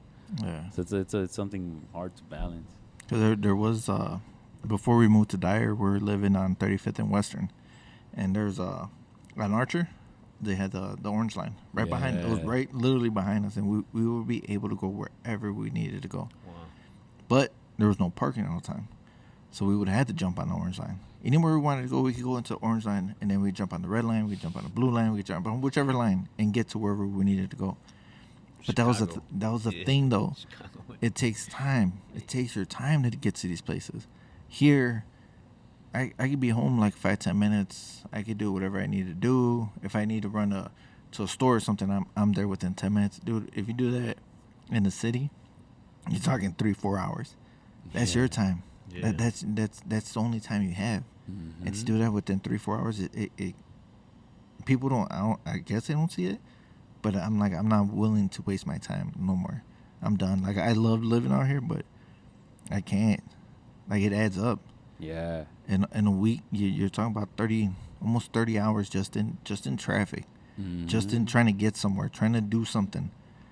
I was like, dude, that's 30 hours or whatever, like 20 hours. That's time you could have spent with your family. That's time you could have spent just chilling with the family, whatever it is. Working on your craft, sleeping, reading.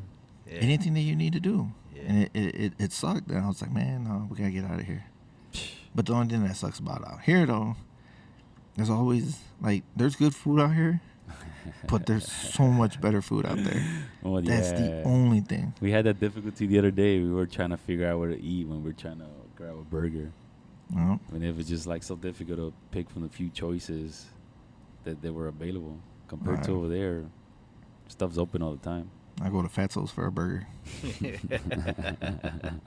Everybody's like, where do you get your wings from? And they're like, B-dubs. I was like, hell no, dude. Wild Goose. Lincoln in between Montrose and like Irving Park. Oh. And a Michigan State fan, so that's a plus right there. Let's go. Gems. Well, I mean, there's just a whole lot more to do over there than out here. But there's like before I opened here, I used to talk to Jess about it. I was like, should we open here or should we open down there by us? And then she's like, well, I don't know. And then when we're at Pierogi, there's two dudes that came up to us and they're like, why don't you guys have a restaurant? If you guys should open up a restaurant, where would you guys go? And I was like, well, you know what? I'll probably go to St. John or something. He's like, oh, hell yeah, that'll be perfect for you, this and this and that. I was like, but I heard there's a restaurant that's going to come open over here. And I'm thinking about looking into it. He's like, why Whiting? And I was like, well, dude, first, you're here at the Pierogi Fest, so you're supporting Whiting, so why not? Wow. And he's like, yeah, but a lot of people from Chicago live here and this and that, and you just got to think about money if you're going to make money. I was like, dude, I don't care about money. Like, it's, yeah, I do have to pay bills and stuff, but that's not my end result, like, to make money. Like, I don't care about, like, that. To make millions of dollars, I'm not worried about that. He's like, no, but if it was me, I would go over there. I was like, well, if you can open up a restaurant, you can surely go over there. I'm fine. Yeah. I'm happy to go wherever I feel that's a good location for us. And this was a good location. Why not? I was like, everybody's good to us here. Like, the community's good. We got BP right here. We got the mills. The community, first of all, dude. Like, Whiting is so welcoming. Yeah. All the people here.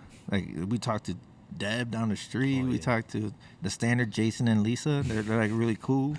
Grindhouse. Danny from Grillers. Yeah, Danny from Grillers. Like, everybody's so welcoming. Dave from Taco Dive. Yeah. Like, everyone's cool. Like, why not? Why not be here? Like, this is the perfect spot. Yeah. Do you think we talked about this before?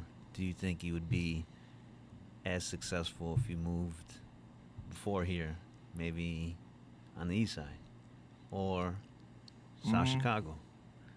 I think I would be more successful in South Chicago over east side. And How so? Rib tips, sauce. I mean, they would love that. And I mean, that would right there, you could make money if it's just that. I don't think they would spend money on brisket. Honestly, in the South Chicago, I don't think they'll get brisket.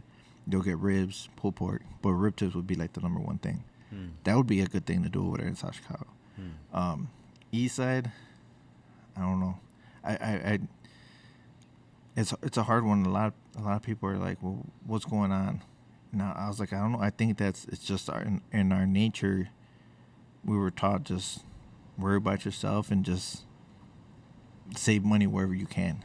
And if you're gonna pay $12 for a sandwich, hell no. I go to McDonald's and pay whatever. Like, I don't know what it is anymore. I don't even go there. But I remember it used to be like $1 or something like that. Chicken sandwiches over there.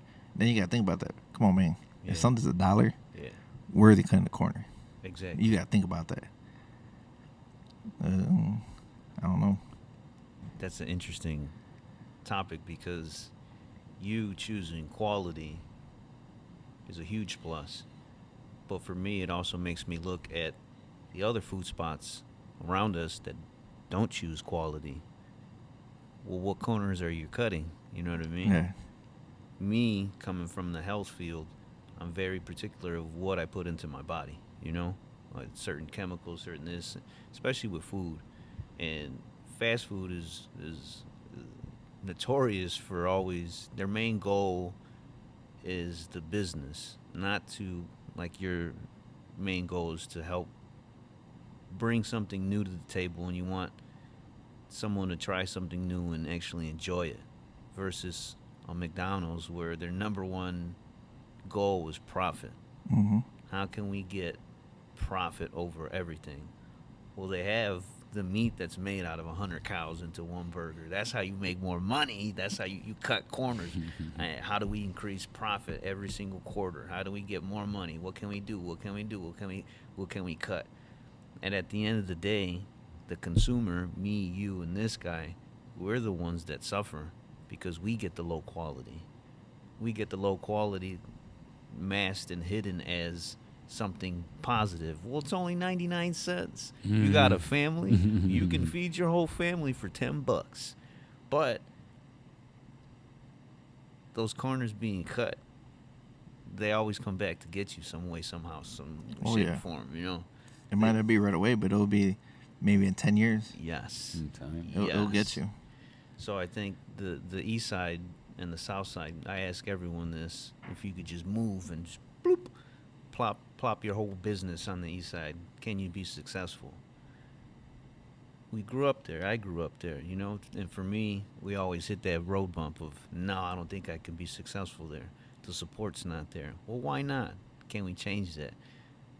In order for you to succeed, you said you would have to change. You'd have to do rib tips. You can't bring your select style of art to a certain area. And that makes me sad, because I would love to see that. Because if we accept that in my eyes, that's how the east side and the south side begins to become its own north side, its own Pilsen, its own Hyde Park. We have to have new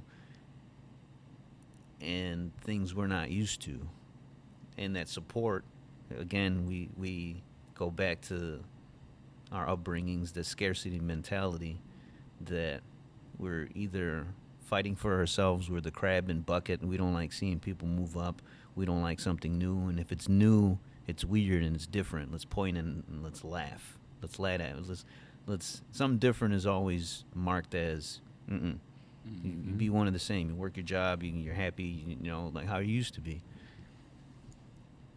Is there a way to change that, where you grew up, the east side, South Chicago, where you can do what you do and still be able to provide for your family, make the money, be happy, without changing anything drastically? Or if you had a magic wand, fuck it, poof. I don't think we can make money. It's hard, because it does go back to why aren't people willing to support? And it's crazy, because I do sometimes, back then when I had time, I used to look at the Google reviews, and they would talk so much crap about the smallest people, and I'm just like, dude, at least they're out there trying.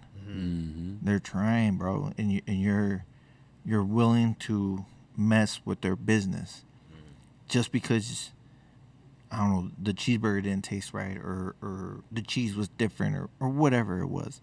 If it was a taco, they didn't put cilantro on there or something, and you're gonna bash them, you're gonna talk shit about them. But you'll go to McDonald's and they won't have the fucking McFlurry, and you don't say shit. Or they forget a fry and you don't say shit. Yeah. Because they're cheaper, and you're willing to do that. But I was like, come on, man. There's that person that probably owns that McDonald's doesn't even fucking live around here. Nah. And he doesn't care. He doesn't care about you. He doesn't care about you. No. But the person that's here is willing to talk to you, like if it was a restaurant or whatever. They're willing to talk to you. They're willing to say, like, hey, how's it going? And you're willing to fuck with their business. That's messed up. And that's not right.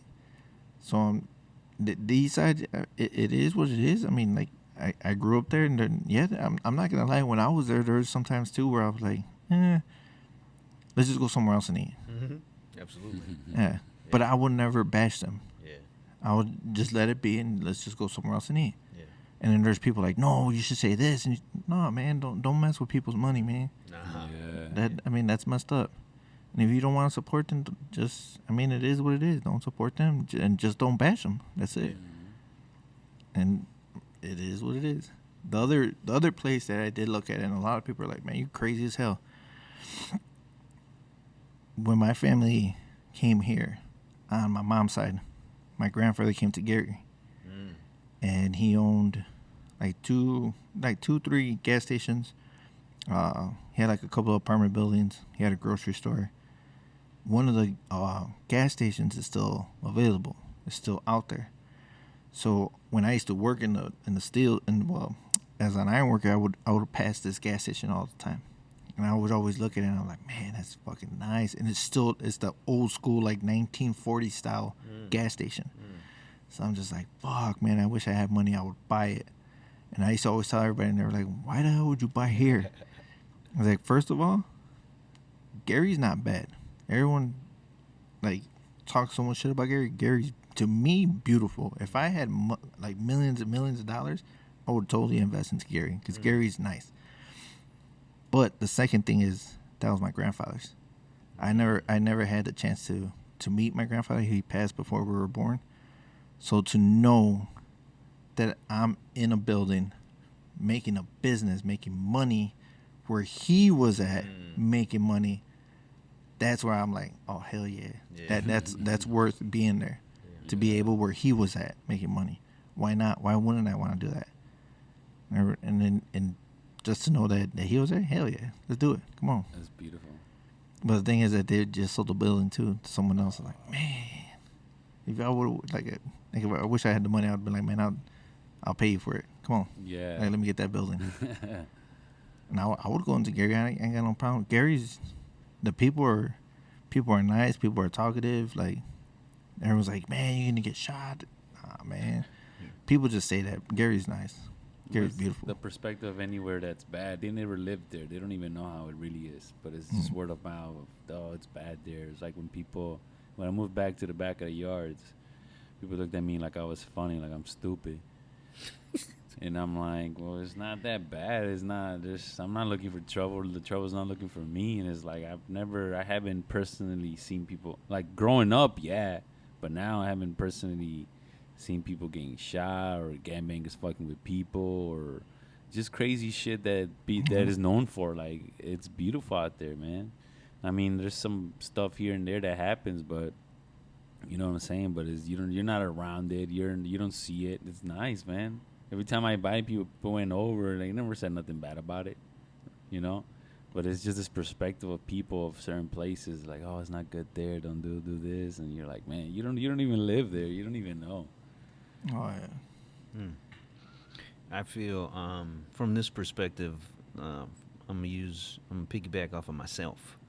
So I believe when I had the gym, I was introducing people to something new, something they weren't used to, and they would hit me with the same thing. Why should I go to you and pay X amount of dollars when I could just go to Planet Fitness and pay $5 a month and I could do something different? And I would tell them, good luck with that.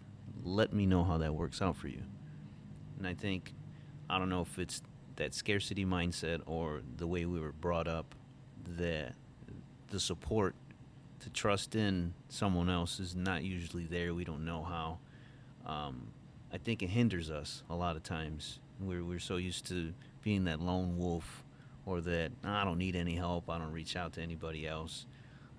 That hinders us. And I believe if we really start communicating like now and like this, we can realize that there's a lot of similarities between us. And if we start listening to one another and actually, understanding the story behind a small mom and pop business, you fuck with them more. You're less likely to talk shit, or you're more likely to support them. You're more likely to be involved in the process. And in my perspective, when you're around that energy, it trickles into your life in many different ways. There's a lot of positives that come out. Is there a way, again, to change that in our areas? Do you believe? Any way possible, shape, or form, millions of dollars, what do you think? You got a magic wand, you're the mayor.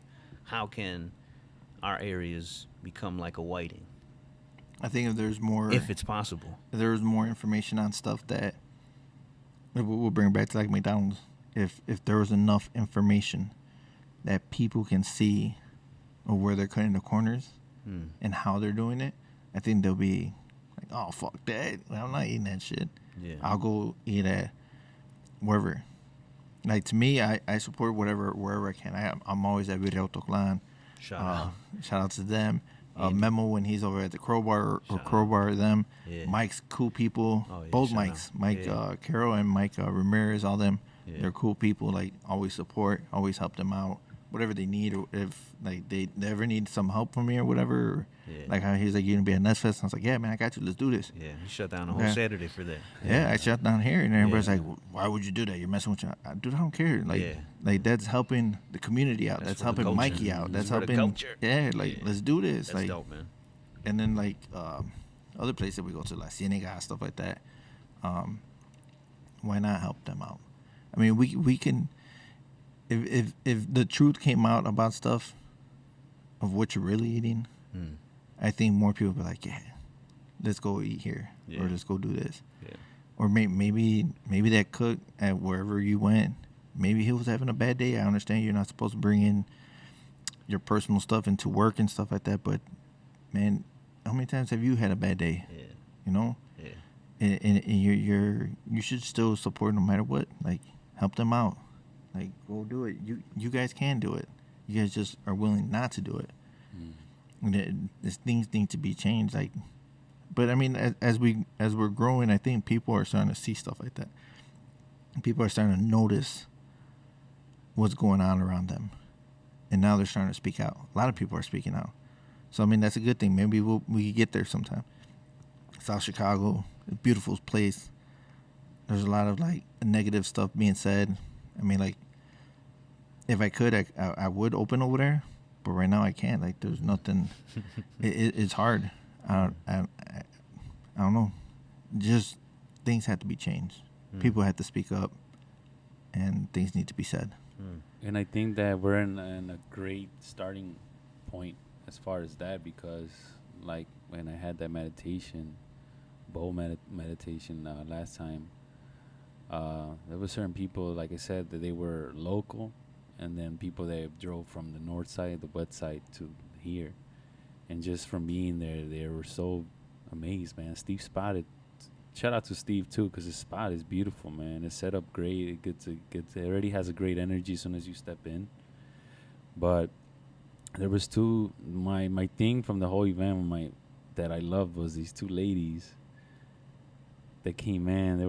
They were maybe second generation because they spoke Spanish good. They preferred Spanish, but they also knew English.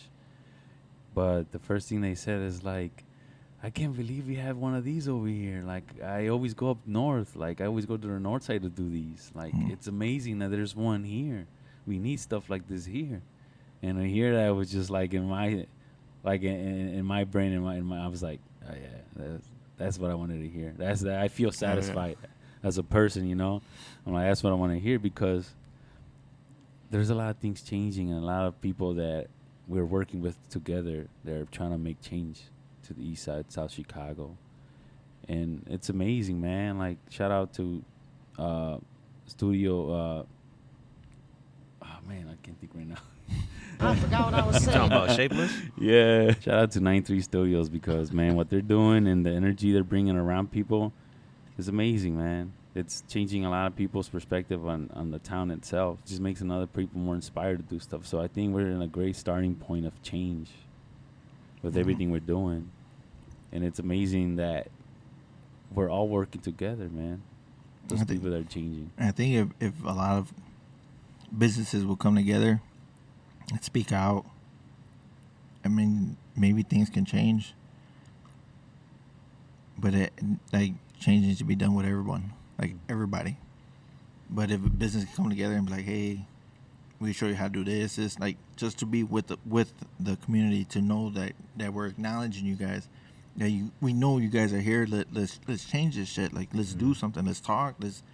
A lot of people are just like, who gives a shit? Like, I go to a Cienega and I can go get some bistec and I get the tortillas and I get some pop and we'll be good to go. At the end of the day, right now, with everything that's going up, how much did you just save doing that? I mean, not to take business away from La Cienega or nothing, but how much money did you save not going to Tacos Castillo or San Francisco or going to Birria Autoclan, buying their food? How much more money did you save there? $5, $6, $7? You could have just gave it to them and got food from them. I mean, I understand you trying to cook for your family, but you could have got it right there with them. Yeah. I think we're learning as a culture through everyone how to support the small businesses a little differently, because some of these small businesses have been around, you know, and I think we just either we take advantage or we don't know, or we do what we were taught. Just, it's always there. How can we come up? How can we save $1? But if we learn, like I learned from you, there's so much more that goes than the outside to running a business, a small mom and pop shop. There's so much. It's a very complex thing, and I think we need to, I don't know, just communicate more with all our local businesses. Talk to them, make our own cheers again. We're everywhere. You know, we just don't go there for food and just all right, bye. No, talk to these people. Everyone has a story. We have great restaurants and businesses in our area, and I think they could be more just because there's so many talented people that one to take that leap requires a lot of balls and confidence in oneself, and if they don't have it or if they don't have support, I don't think they'll ever make that decision. Two, like you said, I think we need to self-reflect because I'm a fan of quality, you're a fan of quality, and both me and you, I think we share that, where if we go into a restaurant, I wouldn't mind paying a little bit more for something new or something that's intriguing or has a little bit more, oh, you know what, I don't mind paying, 50-some bucks for a steak. Fuck it. Versus, perfect example, some of my friends I grew up with, they would never pay more than X amount of dollars for food. Why? I can go here. Why would you do that? You're stupid. Why would we tip this waitress X amount of dollars? Well, wait a minute. We're having an experience. Mm-hmm. That experience is brought to you by people like you that, They go the extra mile. impacts pops. You know Oh, what I yeah. mean? Eddie, shout out. Cantoritos. It's their vision, their art that they're displaying to their people in their community. They could have opened up anywhere else. You know what I mean? They could have, if their main goal was money, they would have probably chose something different. But people like you and small business owners like that, no, I'm doing it for the love. I'm doing it for their cooking is good. They're sharing their art and science with people. Oh, yeah. And if we talk to them, Impact comes in here all the time, man. It shows Mhm. love. You know what I mean? Why? Because someone probably did that to him and made him feel good, made his pops feel good. So I think we need more of that. That's like you said, we need that connection more. Start bridging those gaps between the entrepreneurs, the people jumping off the bridges. If maybe not to be like, just for a support system, you know what I mean? So people are not alone. So I learned a lot from Alan. And he's younger than me, you know what I mean? I learned so much business-wise just from watching him, watching his moves, just talking to him, sitting down with him. Like, oh, shit, this man's 20-something years old. Wise. Like, oh, shit. If we have those conversations like we're having now, I think that can be the cusp of it, the tip of the iceberg, where we can start having the restaurants in our area. We can start having more businesses, and it's not just big names and chains coming in.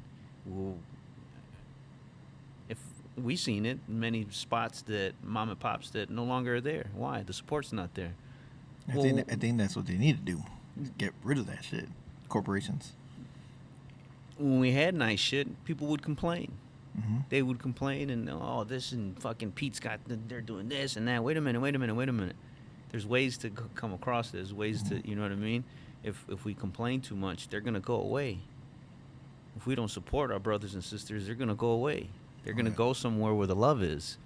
To me, that's why usually when people get money in our area, they fucking dip. I'm gone. I'm going north. I'm going here. I'm going there. So for people to choose here is always awesome to me. And always, it's a respect, you know. Oh, yeah. And it's a lot to do that, like with the opening up, like he said, because like with the event that just happened, it became so fast. I personally asked these people, hey, this is what I want to do. Can you help me out? From Sarah, from Mind of Chat, to Sarah Maria, to man, I forgot her name, but she has a plant. Like, I asked her that the day before, the night before, if she could bring plants, because this is my idea and I want to bring earth. But the thing is that opening up and sharing those ideas to these people. They say no, they say no, they say yeah, more love to it. But after, and Bianca from Healing, but after I was done with the whole event, I told them all individually, hey, if you ever have some kind of idea or you want to do something like this, let me know. We already got a group going. Let the group know. We'll all work together and we'll make these things happen. But the thing is opening up. If I would have not said nothing, everybody would have left their own little way. Nothing would have happened, probably. But because I opened up to each person saying, hey, if you ever have an idea, you want to put something like this together, you want to do it here, we got the places to do it in. We got the people that will support. Just speak them out, and we will try to make them happen. And that's the thing, is that welcoming, that family thing, that family, like, I got you kind of thing is missing in a lot of places. Yeah. And like you said here, you felt loved by everybody around you. Everybody with open arms and trying to From help strangers. you instead Yeah, of being from like, strangers, bro. get away, you're taking my money, you know? Bro, anywhere, no matter where we're at, Chicago, whatever, dude, there's enough for everyone to sit at the table and eat.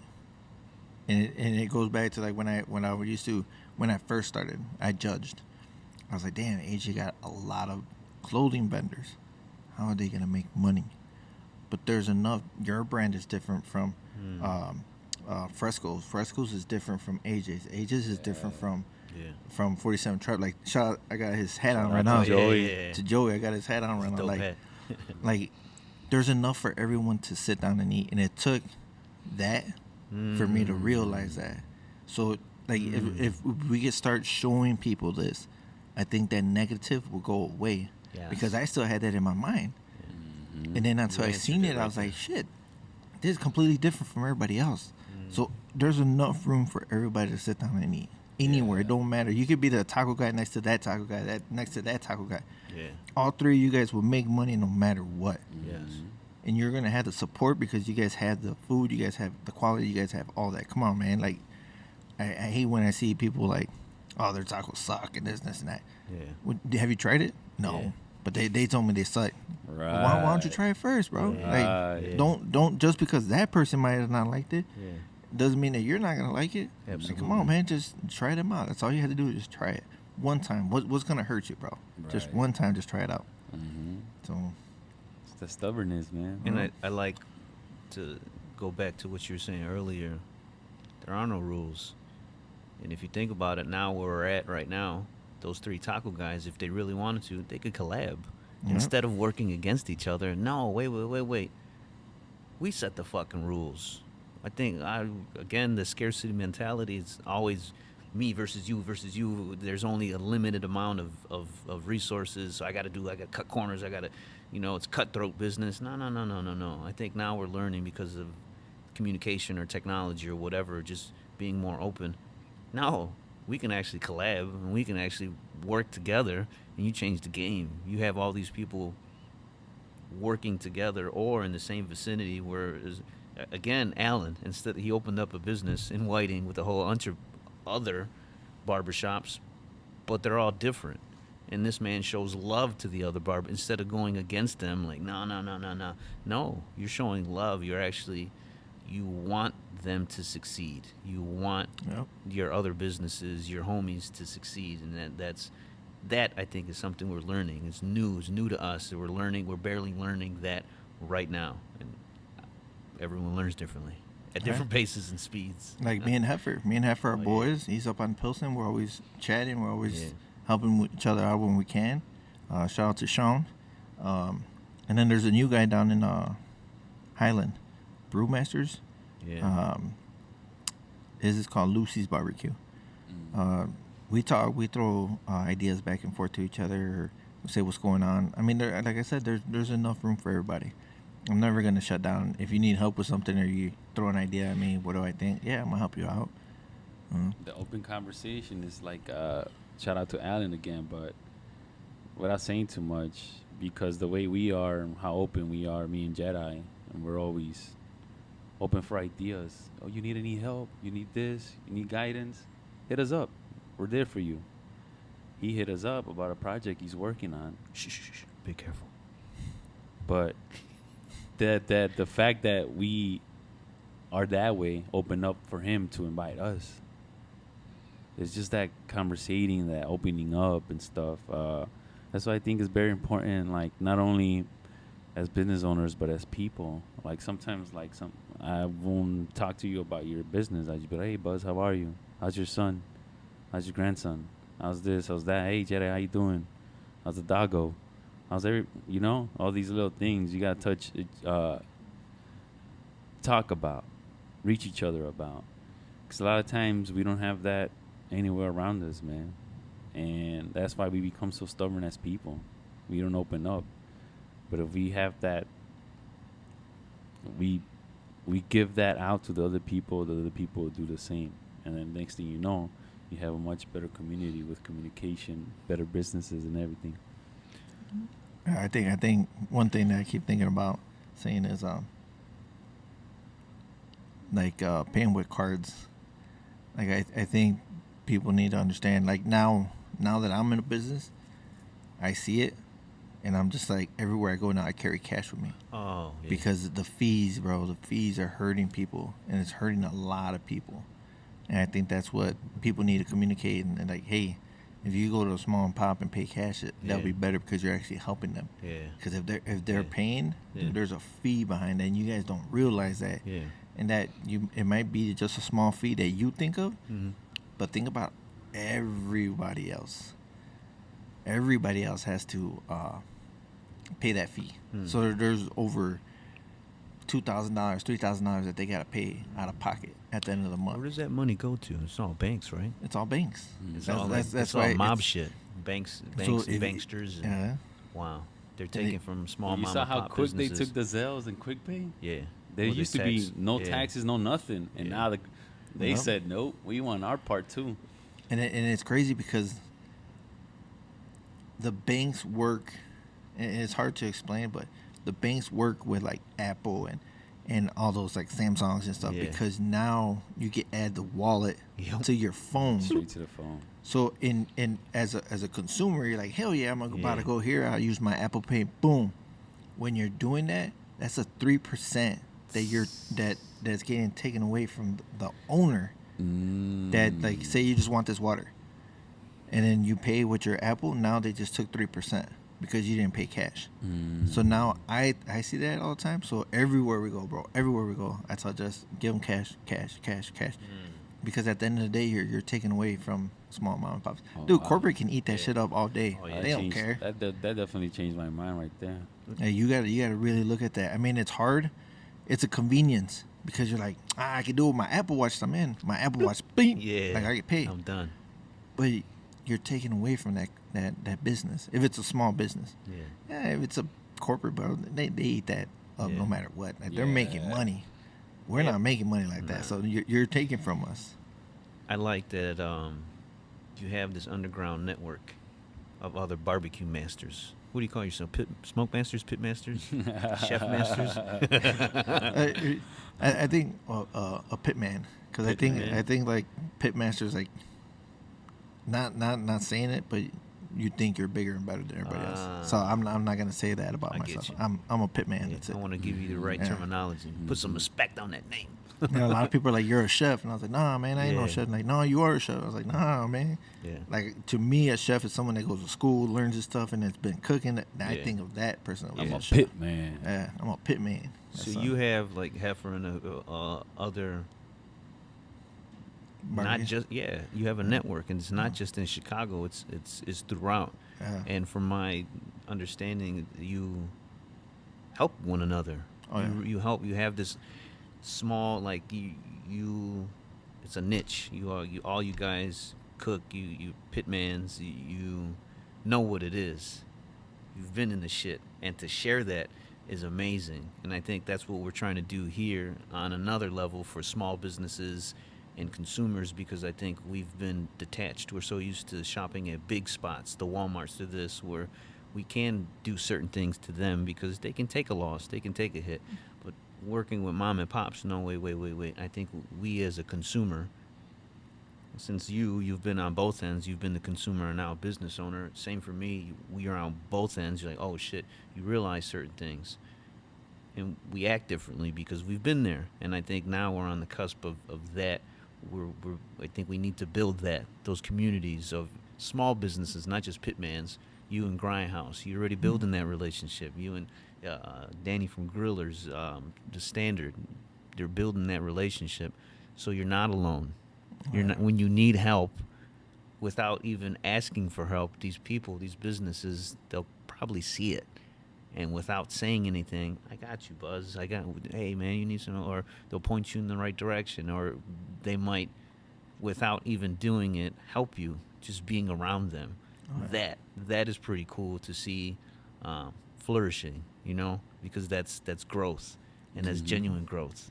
Just like that phone call that I got on Friday. I'm not gonna say what's going on. Allegedly. But she called and she was like, "Yeah, I got you. Come by and we can start talking about it." So it's gonna be a new item coming out. Nice. Oh, And it's dope. It's gonna You be, heard it first. the working together is always my favorite thing. Working together. That's why I've loved working with Jedi, or with anybody that always wants to work with us. You, when you did you always work with the tap room. Yeah. We just did that whole thing on Sunday. What was it with the game? Come down to my shop, get something to eat, and then go down to the tap room. Thursday for Thursday the game. night football. Thursday night football. That was beautiful, bro. That's exactly what I love to see, man. People working together, making both of their brands bigger. Oh yeah. And I love that. I love that everybody that we're being around is doing that, and we're opening up, and we're creating so much more opportunity for each other.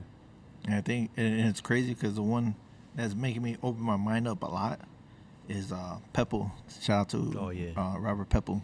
Pepple Subs out there on what is that, 103rd and Roberts Road, bro. Like a mentor, bro. He's took me under his wings, showed me a lot, and he like the things that he throws at me. He's like, hey, don't get too worried. Like it's gonna be okay. Like, hey, slow down. Like there's times where I'm like, man, I don't know what I'm doing. Like it's hard. Like when you start seeing more bills and expenses and shit's going out the roof on payments, and it's just like, man, what's going on here? Like, and I throw stuff at ideas, and he throws stuff at ideas at me, and we're just like, he's just a great mentor, bro. He's opened my eyes a lot. Like, hey, you got this. Slow down. Just slow down.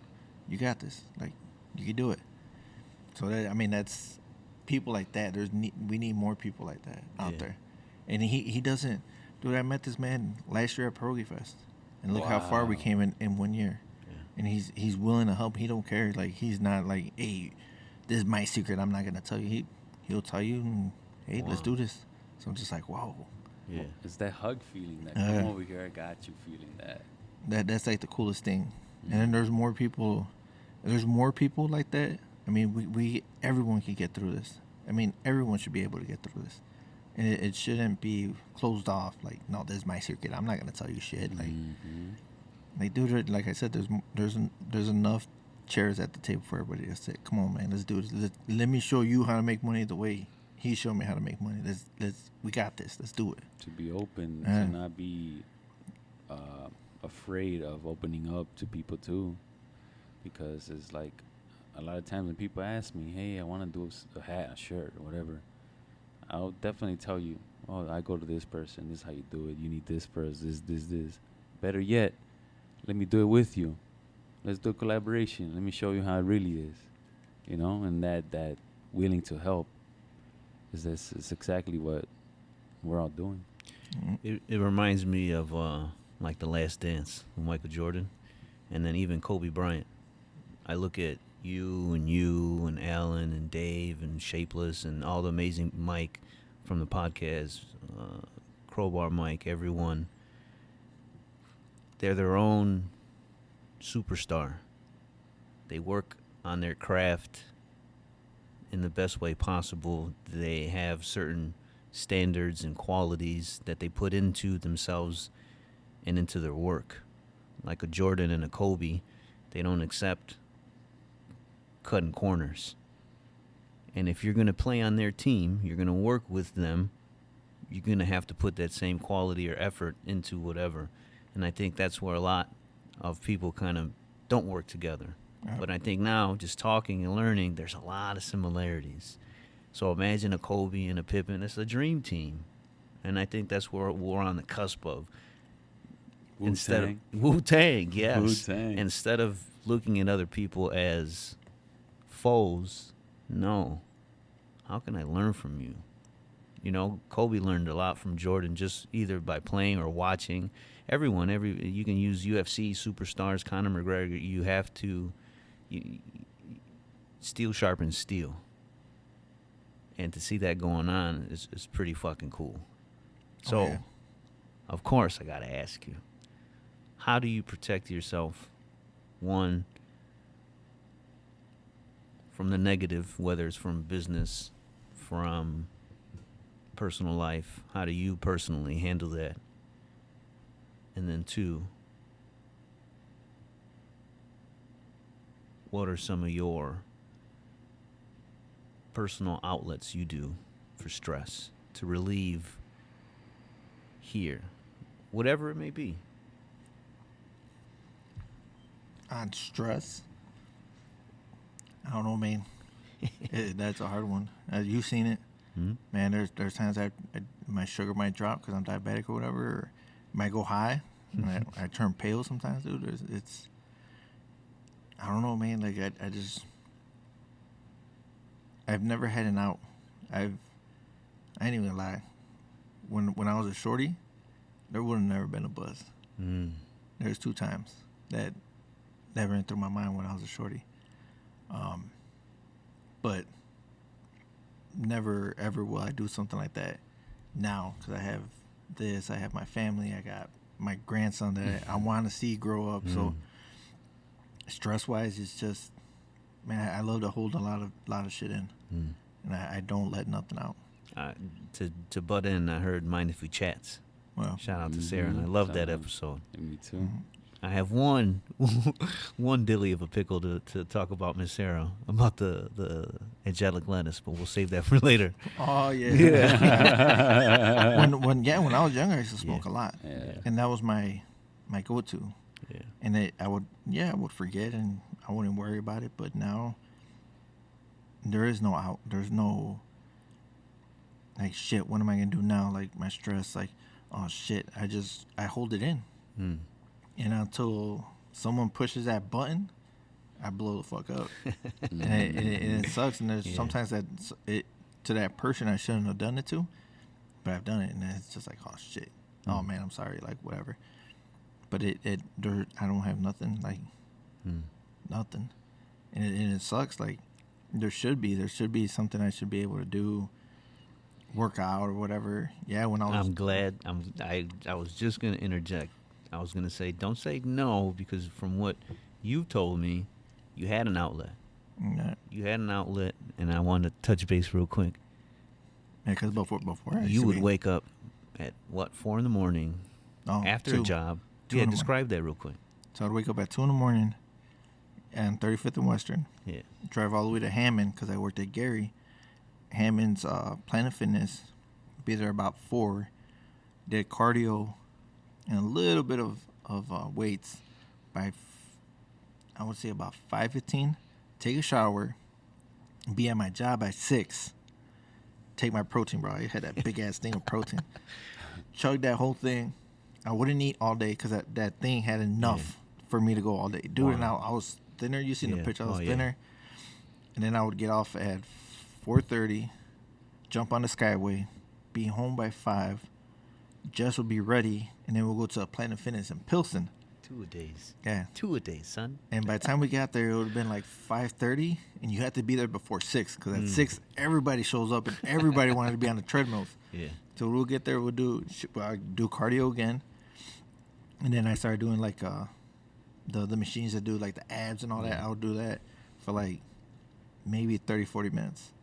And then we'll get home, we'll eat a little bit, and then I would be in bed. There's times, bro, I could be up all the way up to 11 with energy, energy. Wow. Go to sleep, and I'll still wake up at 2 and let's do this shit all over again. Wow. And it was just like, what the Damn, fuck? That was the energy back in the day. Yeah. Now I don't even have no energy. I'm just like, fuck. But when you said you would cook, that is not a way of out. Back then, yes. Right now, I'm more on the line, helping with Jedi and stuff, doing that. If I like I said, my dream would be if I was across the street, that pit. I think that would be my out. if I'm thinking of stressing out or this or Yeah. the payroll or this, that, no matter what, anything, I think that over there would be my out. Right now, there's no out. Because I got to get back on that line. I got to help out. And until I can get everything, all my ducks in order, boom, boom, boom, boom, until I can get there, I'm still going to be stressing out. Yeah. I mean, we still get it done no matter what. Yeah. But there's always that, shit, now this. Yeah. Fuck, I forgot that. And how's because I think a lot of men, us, are very stubborn with the idea of our significant others being our therapist in a way. How's that for you? I don't share nothing with Jess. Sorry, babe. Yeah. I don't. See, and that's the stubbornness that I say that we have as men. We're like getting those feelings out there, or getting told by somebody something, and just having that way of getting you expressed or them expressed to you. I think on my side, I feel like I can't say nothing because she's the one that's also holding us down on the other end. So if I say something to her, now my stress is going to go from 20% up to 60% because now she's going to be like, oh, what the fuck? Like, how are we going to do this? How are we going to do that? And I don't want that. I'll hold it in myself to hold us up. But I 'Cause think if that's not- bad, to be honest. That's fucking bad, man. This is the It point of never the works. conversation. You know what I mean? It never works. We It never learned works. We Right. gotta learn to stop being stubborn and talk to our woman, to be honest. Like, I've learned that, and it's still hard for me to do to this fucking day, man. I'm And telling but you, it's hard. It is hard, but I feel like my stress level will go up higher.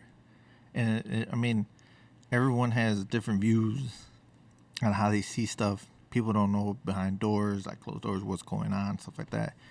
It's hard. Like, not that Jess is a bad person, nothing like that. She's good. Like, anything I need, she helps out, but I don't want that on her mind.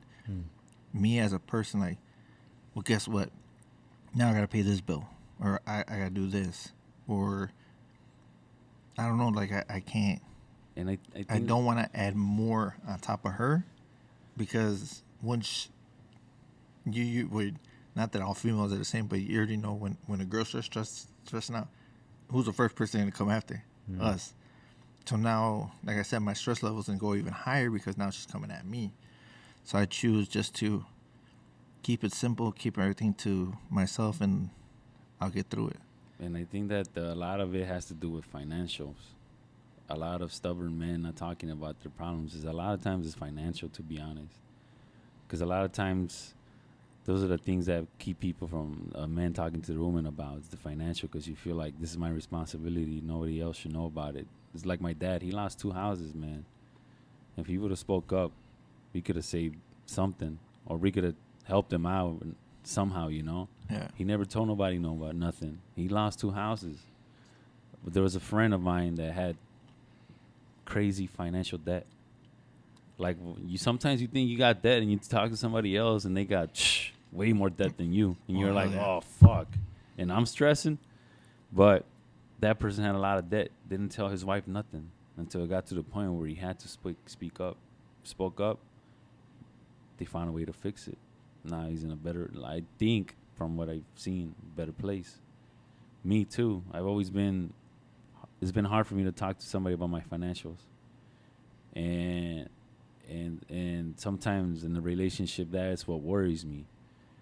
It's like you're supposed to have the perfect house at a certain time. You're supposed to have this, and that. And you, in your mind, during the time, you're probably not there financially. And you're like, fuck, how am I going to do this? How am I going to create this life for us? And in the long run, it fucks up your relationship. So, but at the end of the day, it's just like, you got to open up, man. This is, even if it's not her, man, it doesn't even have to be her, but it's better if it's her because you guys are together. But sometimes it could be one of us, you know, let it out, man. Or have a point where you're like, man, I got to talk to somebody, I got to do something, man. And I do it in different ways. I might talk to you and message you, hey, bro, I'm going through some shit. Or it might be just me texting you, hey, you want to hang out? I'm not doing shit. Sometimes it's just that, you know. But you gotta definitely, because in the place that you're at right now, with so much you're trying to do, could potentially mess you up, man. Right. Definitely. The It's hard. which is why I'm as best I know you're in the mix. You're in the voyage of the first year of the business.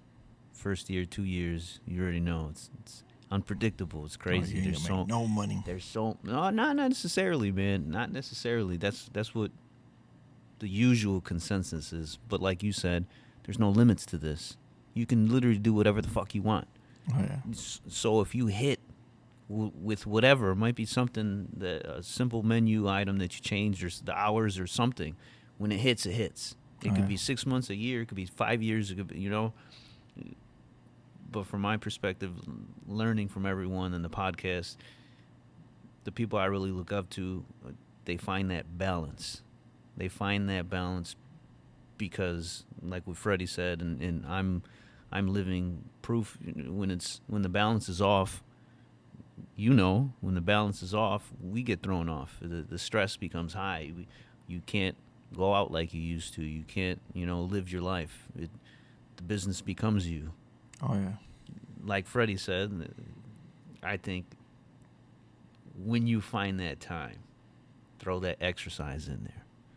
Throw that in there. I'm going to suggest to you, you throw that in there because you already know. You've already done it. You already did it.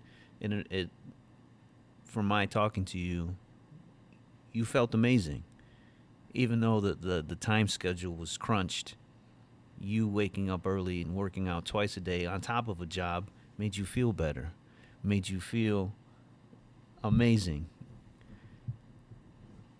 If you, again, I know you're in the mix, but please, from a friend to a friend, find that whenever you get a chance, maybe once a month, once a week, go walk in nature, go find this man, go work out with Jess. Maybe that's the way to spend time with her again. You guys did that before, and then once both of you guys have that outlet, then the communication can begin where you guys bounce. You find a way to both express the wants and needs without having that anxiety or when you work out, all that shit goes away. You flip some tires, work out, lift some weights, hit a treadmill for an hour, sweat it out. All that anxiety and stress kind of dissipates a little bit, and it clears the mind. And that's the science behind that. And then if you continue to do that, I think that balance will really, really show in many different aspects of your life. That balance where it's not just this business 24 hours, 7 days a week. For me, the people I look at, and the ones that have balance, those are the ones that are really, really, really, really successful. They figured something out.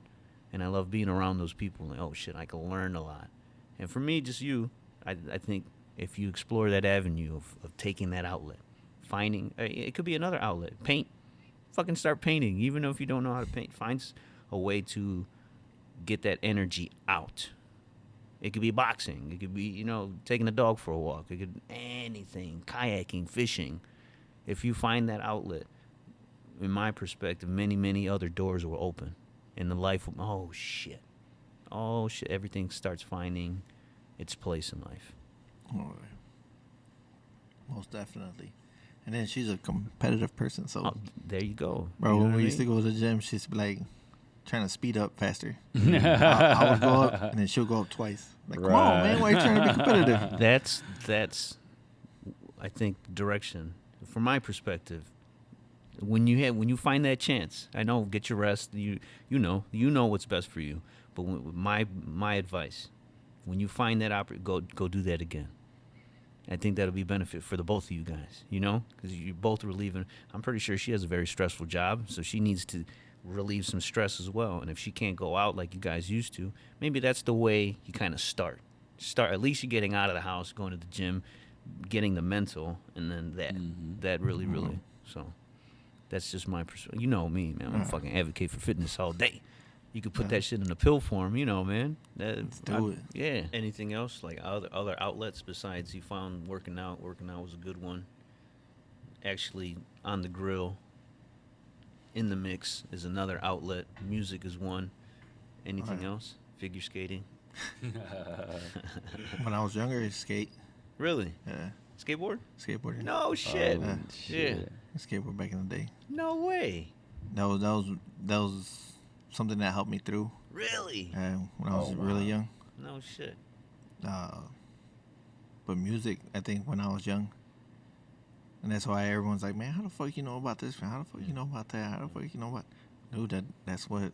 I mean, when you're in the '90s, I think you're able to listen to everything on the radio. yeah. Everything was on the radio. If you Yeah. go all the way back from the 20s to what was going on. Now everything is streamed, so the kids now are not gonna know what the hell happened in the 20s, 30s, 40s, 50s, all that shit. Yeah. Tell them Johnny Cash is like Johnny Cash. Who? Is that someone that has money? I don't know. So it's I think music is one of the big ones that can help people out and help me out. To me, music is one of my biggest Oh, yeah. ways of letting everything go, balancing myself, self-therapy. Like music. Sometimes music makes me cry, bro. Without having those dark feelings, like I don't have them, but as soon as I hear a song, it would like all those feelings somehow emerge and make me cry. You know, music impacts your feelings, your brain. There's something in there that just like manipulates the frequencies or whatever. So I actually want to study that music therapy. Maybe have like a playlist for somebody, have a private event where we go through a journey of music. Hopefully it releases, Oh, hell yeah. you know. But yeah, music is I something mean, big. music helps everybody out. We seen that with Steve there one day. Oh yeah. Oh yeah. We just put on some Misfits, Yeah. and all of a sudden you just see his head, like he was I don't know what he was doing on the computer, and his foot just started shaking, Yeah. and then like you see his head Instantly. Right. instantly right away. I was like, holy shit! Yeah. Music's universal, Oh. man. Oh Music, yeah. It's a universal language. Even if you don't even know the words to a song, it just catches you. Oh, yeah. Senor Buzz, a Yep. man that left a high-paying, well-paying job that pretty much could have set himself up for success for the rest of his life, decided to leave that job and slang meat. Not just any meat, high quality. From what's the name of the pig? The Baroque? Dirac. Duroc, I was close. So there's levels, different types of meat, grinding, sauces, spices, quality, preparing, and you decided to open up in Whiting, Indiana, and share your passion, your art with many, many, many different people.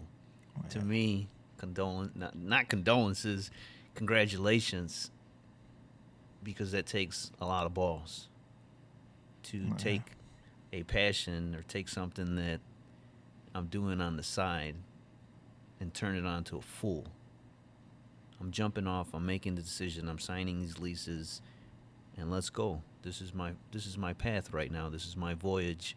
This is what I'm going to do, and I'm going to put all my heart, soul, and effort into it. And you're a person that, like a Kobe, like a Jordan, spends those little times, those little things to get it right.